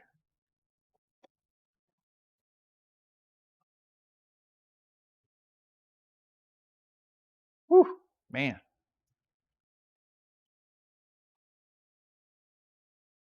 Because this was just basically just a nice little bead. They used a little bead bit to come through here and make this nice little bead along through here, but over the years, it is just filled with garbage and crud. And it also, I think, is probably, you know, when they lacquered it and they didn't do a really super clean job of that. That's going to be my guess anyway. But I'm just trying to clean some of this garbage out of here. There's a lot of it in there and make it look cleaner. Because why not? Why not? All right, what time is it? 12:39. So I'm almost to the point where I'm not going to stain this or anything today. I just wanted to start cleaning some of this stuff off. But what I do want to do today is I'm just going to look at some boards that I've got. And that's the last thing I'm going to do. And kind of just do a little pre-planning on my next batch of bases. I've had a lot of people asking me for standard bases. It's always the way, you know, it's like they always want what you don't have in stock, right? But I've had a lot of people asking me for my standard size bases. And they're like, well, when will you have them in stock? I'm like, I don't know. I'm not on a clock here. But I do need to figure out, I mean, I've got wood. And so really what I want to do is figure out when to really, when we get ready to do those, how much yield I can get out of them, and just kind of plan that out a little bit so that we know exactly what we're going to be making in terms of, you know, quantities and such. There we go. I think that's better. That's better. Let me get some more on here.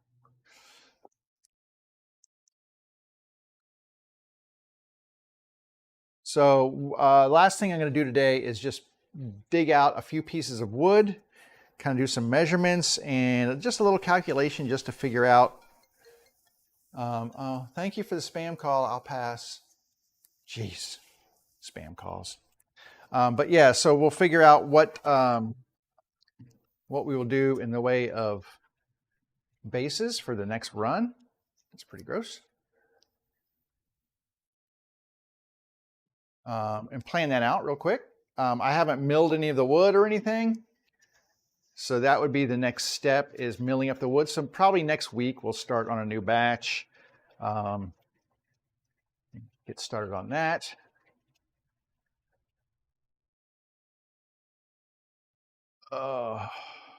Let's see, what do I want to do here? I think I want to pour a little of this on here and just hit it with a little bit of steel wool on this edge right here.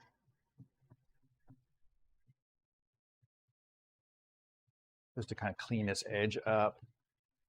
That looks much nicer.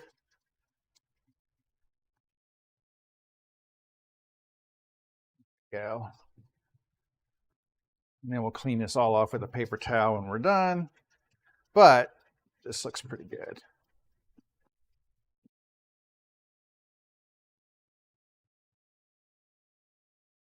But I tell you, there's, I mean, that shellac, it's beautiful when it's fresh and pretty and not crackly, but when it gets the age showing on it, it is not a nice thing. It makes it look like 100 years older than it actually is. All right, that's pretty good. I should probably clean out this groove right here really quickly as well, just to make sure. Just kind of clean the crust out of here. Oh, there's a lot of crust in this one too. Oh my gosh. All right, I'm gonna wet this down with a lot of alcohol here, and then Hopefully, like I said, that'll soften some of the, so get this really soaked here. And just kind of squeeze this stuff into the, so all I'm looking to do is get alcohol down in this groove, soften that shellac up in there,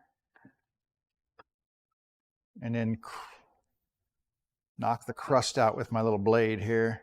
And that'll pretty much be done. I think we've got the rest of this thing cleaned off pretty well. I don't see any areas that we missed. It's really pretty. I like the wood. It was much too dark before. I'm gonna hit this really quick because I think there's something on here. Just gonna see if I can clean this off with this. It almost seemed like there was a sticker or something on here. I can't tell, but anyway, the wood is really pretty, and I think just over time that it got just really crapped up with aging shellac and whatever else happened to it. So we're gonna make it look lovely again, and bring it back to its former lovely self. And then yeah, and then my friend can clean the machine up. I told her I don't do machines, and she knows that. And that's kind of like my wife's specialty is cleaning machines, but she's got her own to clean. So I think that's kind of half the fun of some, or at least for some folks, like for my wife and stuff, is getting these machines and cleaning them and bringing them back to working order. Not like, you know, stripping them down to bare metal and painting them and stuff. Some people do that, but I don't think that's overkill. It doesn't need to be done. You really, you know, these things are made to last much better than anything that we've got today. Oh God, that is not great. And all it really takes is some TLC, you know, some oil, and these things are ready to rock and keep sewing for another 100 years. They're pretty amazing. Pretty amazing machines. All right. That's about as cleaned out as I think I'm going to get this. This one, did I get that? That edge is just bothering me. It's just really crusty right here. Hang on. I got to go with this again. Maybe it's had time to loosen up a little bit, degunk a little bit here.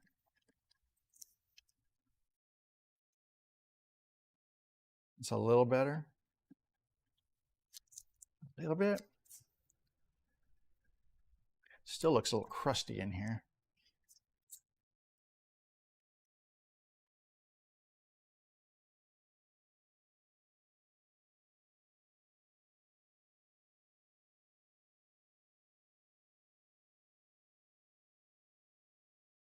Little crusty in there, but better than it was by a long shot. I think some of the alcohol has had a chance to soften up that residue.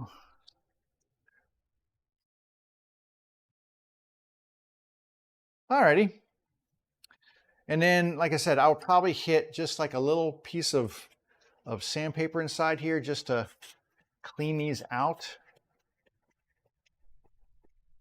when it comes time to do any staining or anything. Yeah, because that's still a little gummy, and you can see the little strip of grossness on there. So probably something a little bit more toothy to it. I might have to strip this more with my knife a little bit more too.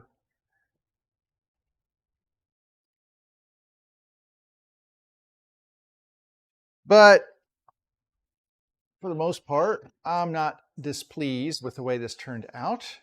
So that's pretty good. I'm going to see if I can find some Restore Finish. I think we have some around, and I'll hit this with the Restore Finish to see what it looks like. And it still has to dry out from the alcohol and stuff, but the Restore Finish on here might be acceptable. I actually have some, well, the other bases I was making, I can look at those and compare them. They've got the dark stain, so I compare it. If these Restore Finish works on here, I compare it with that and see if that's going to work. Or I can try some different stain options on this piece of wood, because this is the same wood, same finish, and I can try some different stain options on here and see how they look. And if they look like a match, more or less, then we'll move on with that. So glad I wore the gloves, because this would have been really sticky. All right, I'm gonna set all this stuff aside for a moment and get all these nasty things out of here. And close this one. The other one, I'm gonna leave this one open because it needs to evaporate, because it's pretty much empty. Let's see here. This one away. And I've got a bunch of stuff on the floor, so if you're like, why is he reaching so far? I've got stuff on the floor down here that we've got to get to. All right. And I'm laying out all of these alcohol things here so that they can dry, and then I'll throw them away. I mean, I don't think they would combust, but then again, you know, it is flammable alcohol, so the drier they are when I throw them away, the better. Get rid of these gloves. Okay. So moving on, which is what I want to be doing, is moving on. Hang on, I've got some other gross ones here to hang out. Drying all of my towels here. It's like laundry day in the shop. Okay. So to make some new bases, and they're large bases, and I'm going to do large bases with storage compartments. And to do that, I have my measurements. I keep those on my wall over here. And I'm going to come over and read them really quickly. So my full-size base with a storage compartment, I need 2 boards that are 21 inches in length. And then I need 3 boards that are 8 5/8 inches in length. So the 8 5/8 inches boards are the ones that I use for the ends. Ooh, this thing is dusty, dirty. And then the 21-inch boards are the front and the back piece. So first board I have here, let's look at this first board. This is, get this out of the way. This is a piece of white oak. This is not quarter sawn white oak. When I was buying the wood, they didn't have quarter sawn, but they had this really nice piece of white oak. It has some really nice cathedral wood pattern in it, which I thought would look really pretty in a base. And I do have one person who said, well, when you make them, if you make one out of there, can you do it with this color and whatever? I said, sure. I don't know why they want it in that color, but anyway, if I'm going to make one, I can certainly, it's just a matter of that stain that they wanted, and I have the stain. So they wanted one of these with the Kona finish on it, which the Kona is what I use for the other one. It's a little dark, but that's what they want. That's fine, but I need to make the base. So here's the thing. Those boards that I use are 3 inches wide. This is 6.5 inches, which means I will take this and split it into 2 long boards, right? That's going to give me coverage. Oh, shoot. It's that other screw is what I was looking for, and I think it's on the floor, and I'm going to have to go find that. So anyway, I think that's what I knocked off, was that other screw. I was like, what was that hitting the floor? It was the other screw, of course. Anyway, so 3-inch long boards. Come back alive, please. And if I take my measuring tape, now this is not perfectly squared off here, so this is just going to be rough measurements I'm doing here. Get my big pin out here. Doesn't really matter. So at 21 inches, I'm just going to do 21.5 here. So 21.5 plus 1/8. And then do another 21.5 just because I can on this one board. So 21 and a half. Okay. So that's my 2 boards. And then I need 8 5/8. So really the easy way to do this is to go 8 5/8 times 3. Oh, times 3 is 25 7/8. But you have to add 1/8 of an inch for the kerf. So you actually need 1/4 of an inch. So plus 1/4 of an inch, because that's how much kerf I'll have there. 1/4 equals 26 1/8 inch length on here is how much I will need for my, so I'm just going to say 26 and a half just to be roughing it out here. So that gives me 2 long ones and 3 short ones. Okay, so cutting these boards, not a problem. But how much can I get out of this? Because here's the thing, to finish these off, they need lids. So I always have to leave 1 piece extra for making lids. And it has to be long enough and wide enough. Usually it's about 4 inches in width and 7.5 inches in length. So I need, we'll just say 8 inches in length here is kind of what I'm looking at saving. I'm going to save about 8 inches in length over here. So to cut this one, what did I end up with? 43 inches. If I go to this one, I can get I can get my 2 long boards out of here, because that will be, I said that was 43 inches. Now this is rough cut, remember. So 43 inches over here.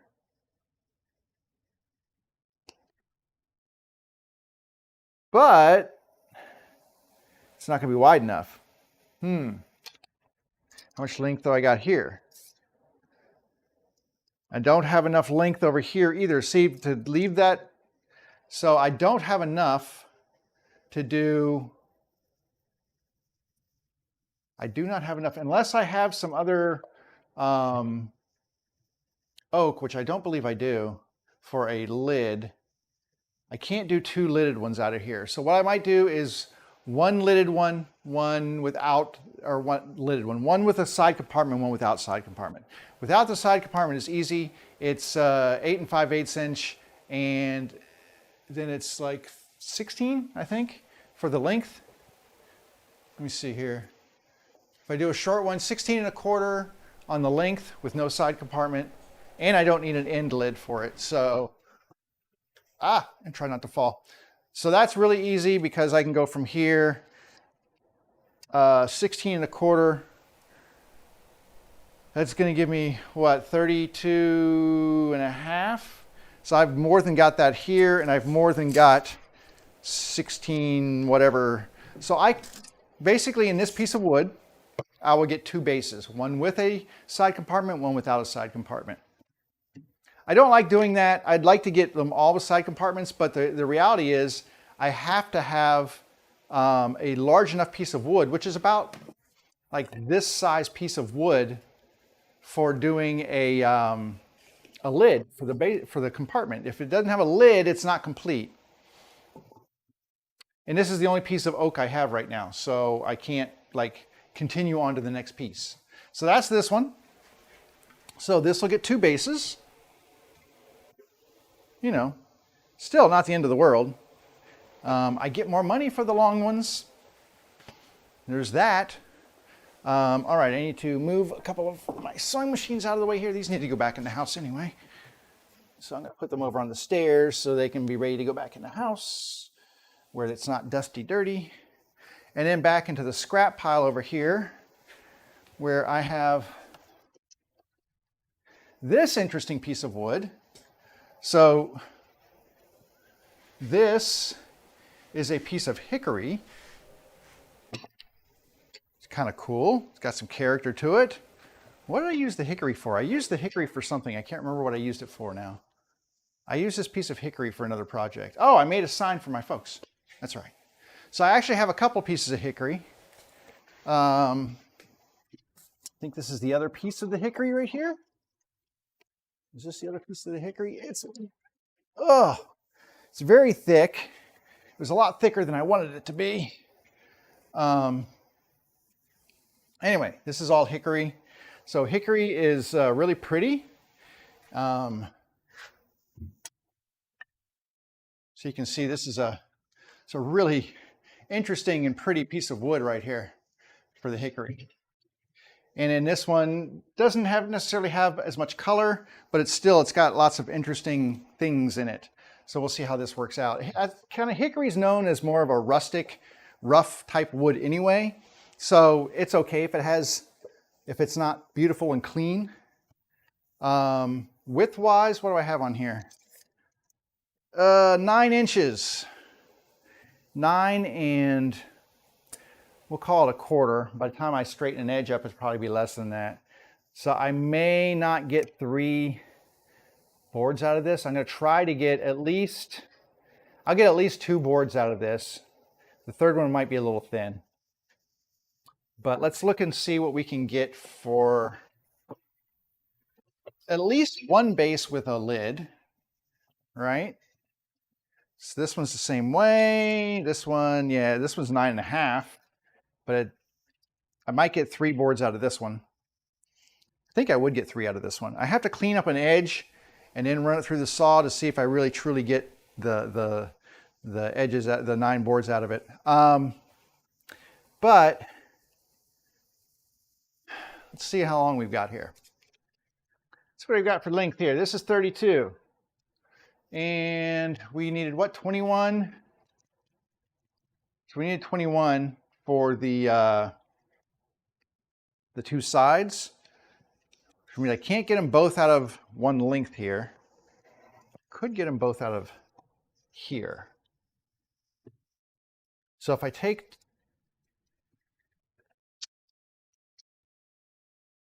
my sides, I could actually resaw some of this stuff too. I'm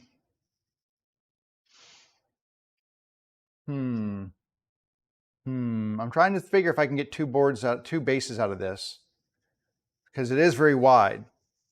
And because it is so wide, I can get a little bit more yield out of it. And that would be super nice to get some extra yield out of this. Now this has, okay, so here's a problem right here. This has a little bit of a chunk down to the edge here, and it is a little bit more than 3/4 of an inch. So really this edge right here, I can't use this for anything, because that is 3/4 of an inch right there.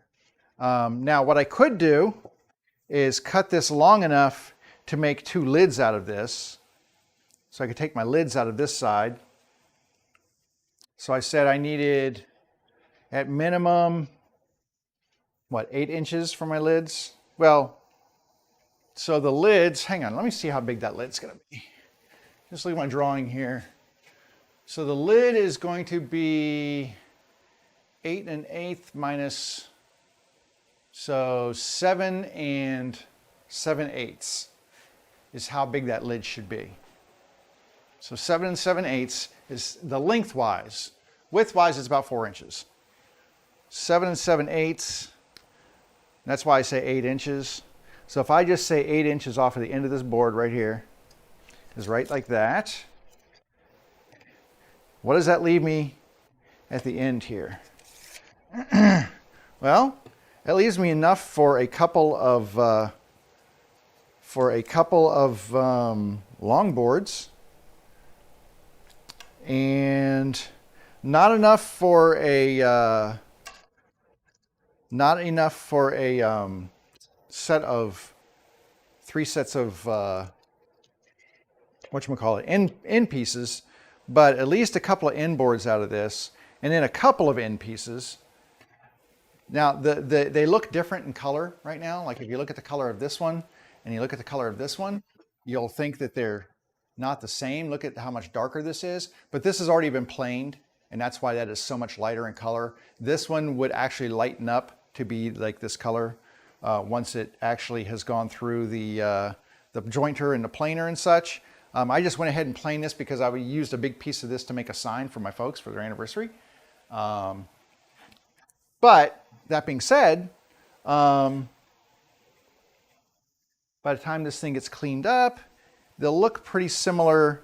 And so if I get 2 longboards out of here,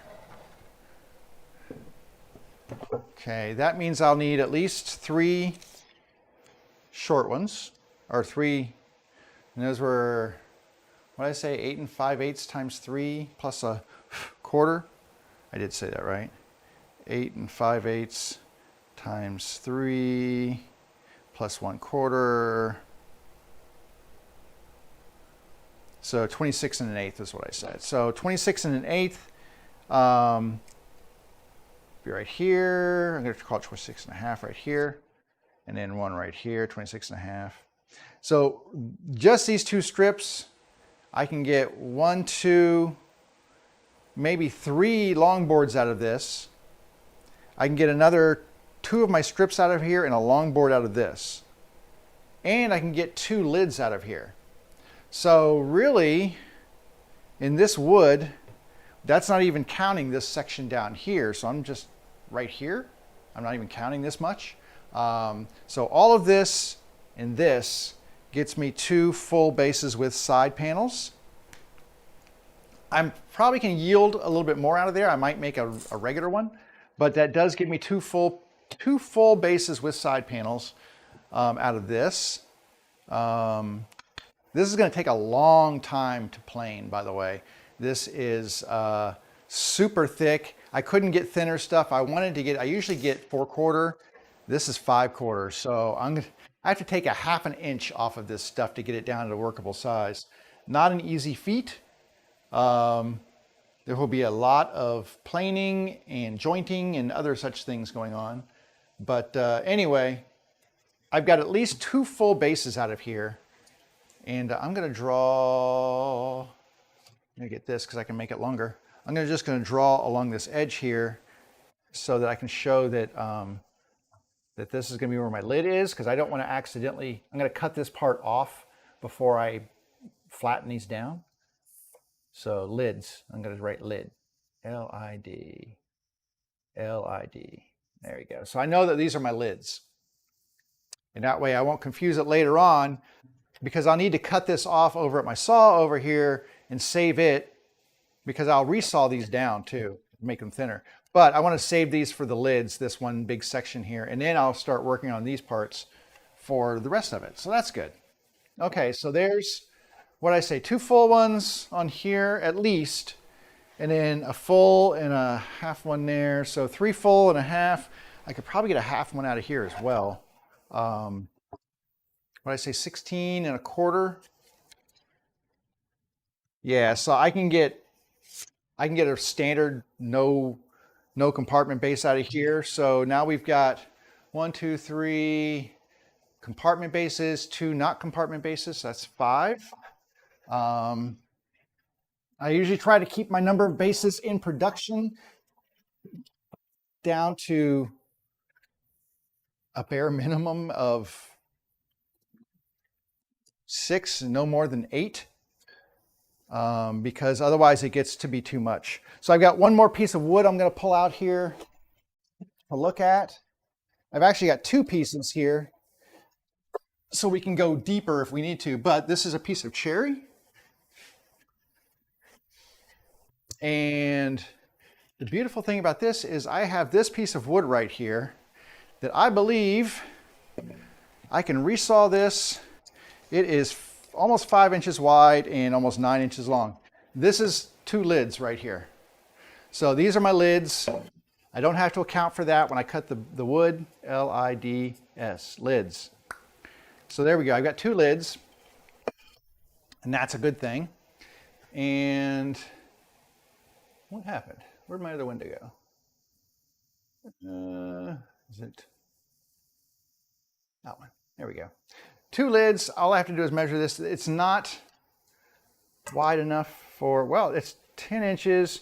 So I will get 3 boards out of here, which is a lot of board yield. I'll get 1, 2, 3 boards out of this. That is really nice. And this has already been cut off here a little bit, so I'm just going to kind of take it here and say 21.5 is what I've been saying here. Gives myself a little leeway. 21.5 and 21.5. So this is one long one, and then 26 and what? This is why I write everything down. 26 and 1/8 for the end pieces. So I'm just going to measure out 26 and 1/8 so I can get that right here. So I've got 2 long and 26 and 1/8 for the short. I need another 2 long ones, 1 26 and 1/8 for the shorts. I'm going to have, if I can do another long one, well, I can do another 26 and 1/8 right here. Here we go, we got this.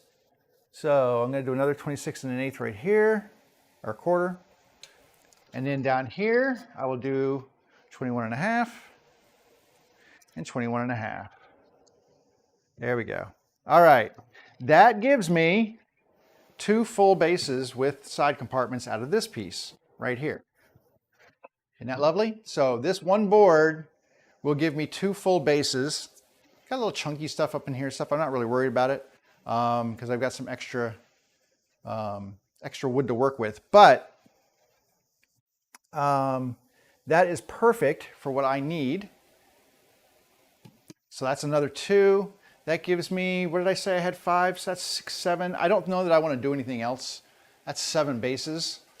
With lids and compartments. So I think that's where we will start next week. What time is it here? It's a little after 1. So we'll start there next week. I've got these boards set behind me right here. We're going to start cutting, milling, jointing, planing, all of that good stuff that I really actually enjoy doing. I like that part of it. But the biggest part for me is the planning. I have to plan out that wood ahead of time because I try to get the most yield out of a board that I can. That's when I'm actually shopping for wood. That's what I'm doing, is looking at like how wide the board is. Can I chop this into 3 boards, or is it just gonna be 2 boards with a 2-inch piece left over that's gonna be garbage and that's waste? So I try to really make sure that the wood that I get, I can use most of it. And that's why I go through this little planning exercise right here.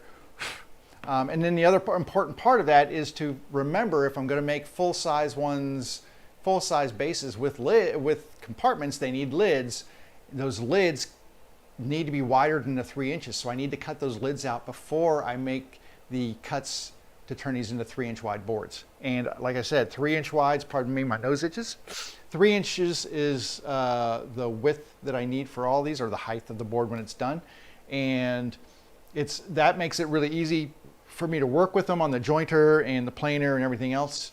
So that'll be good. Hopefully by next weekend, I'll have a little bit more shop space. I've got a big carton that's being shipped out over here, and it's kind of taking up some space. So I can rearrange my shop and get my tools much more accessible.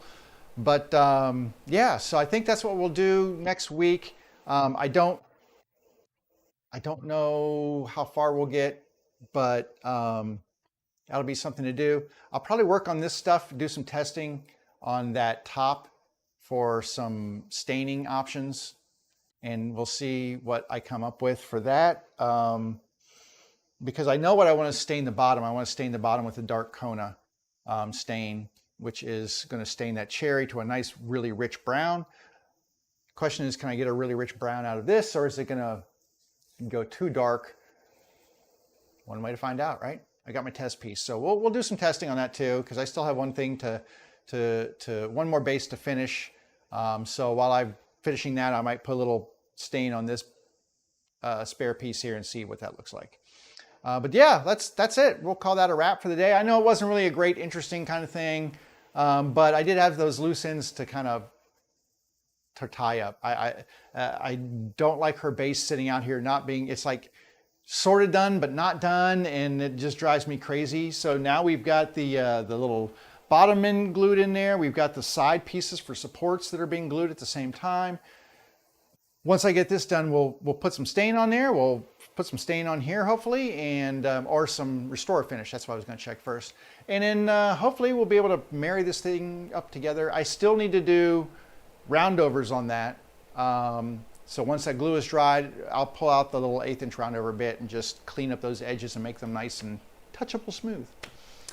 So lots of little things to do, not any of which I may be sharing with you, because hopefully I'll get all that stuff wrapped up so that Monday we can jump right into this. This is what I want to do on Monday, hopefully, is jump into some milling. I like milling wood. It's not really exciting to watch, but it's one of those things where I love taking the wood in its rough state out of the lumber yard and turning it into beautiful boards that I will use for my projects. It's kind of a zen thing to just feed the boards through and make them the size you need and square them up and everything. So anyway, zen will commence on Monday. Until then, have yourself a wonderful Friday, a great weekend. Get outside if you can, enjoy the weather if you can, do something active, get some vitamin D out there in the sunshine. Hopefully you've all got your shots and you're safe, and wear your masks because that's a thing again. So yeah, be safe, take care of each other, take care of yourself. Come back and see me on Monday. I'll be here. Hopefully you will be too. Take care. Where's my button? It's right here. See ya.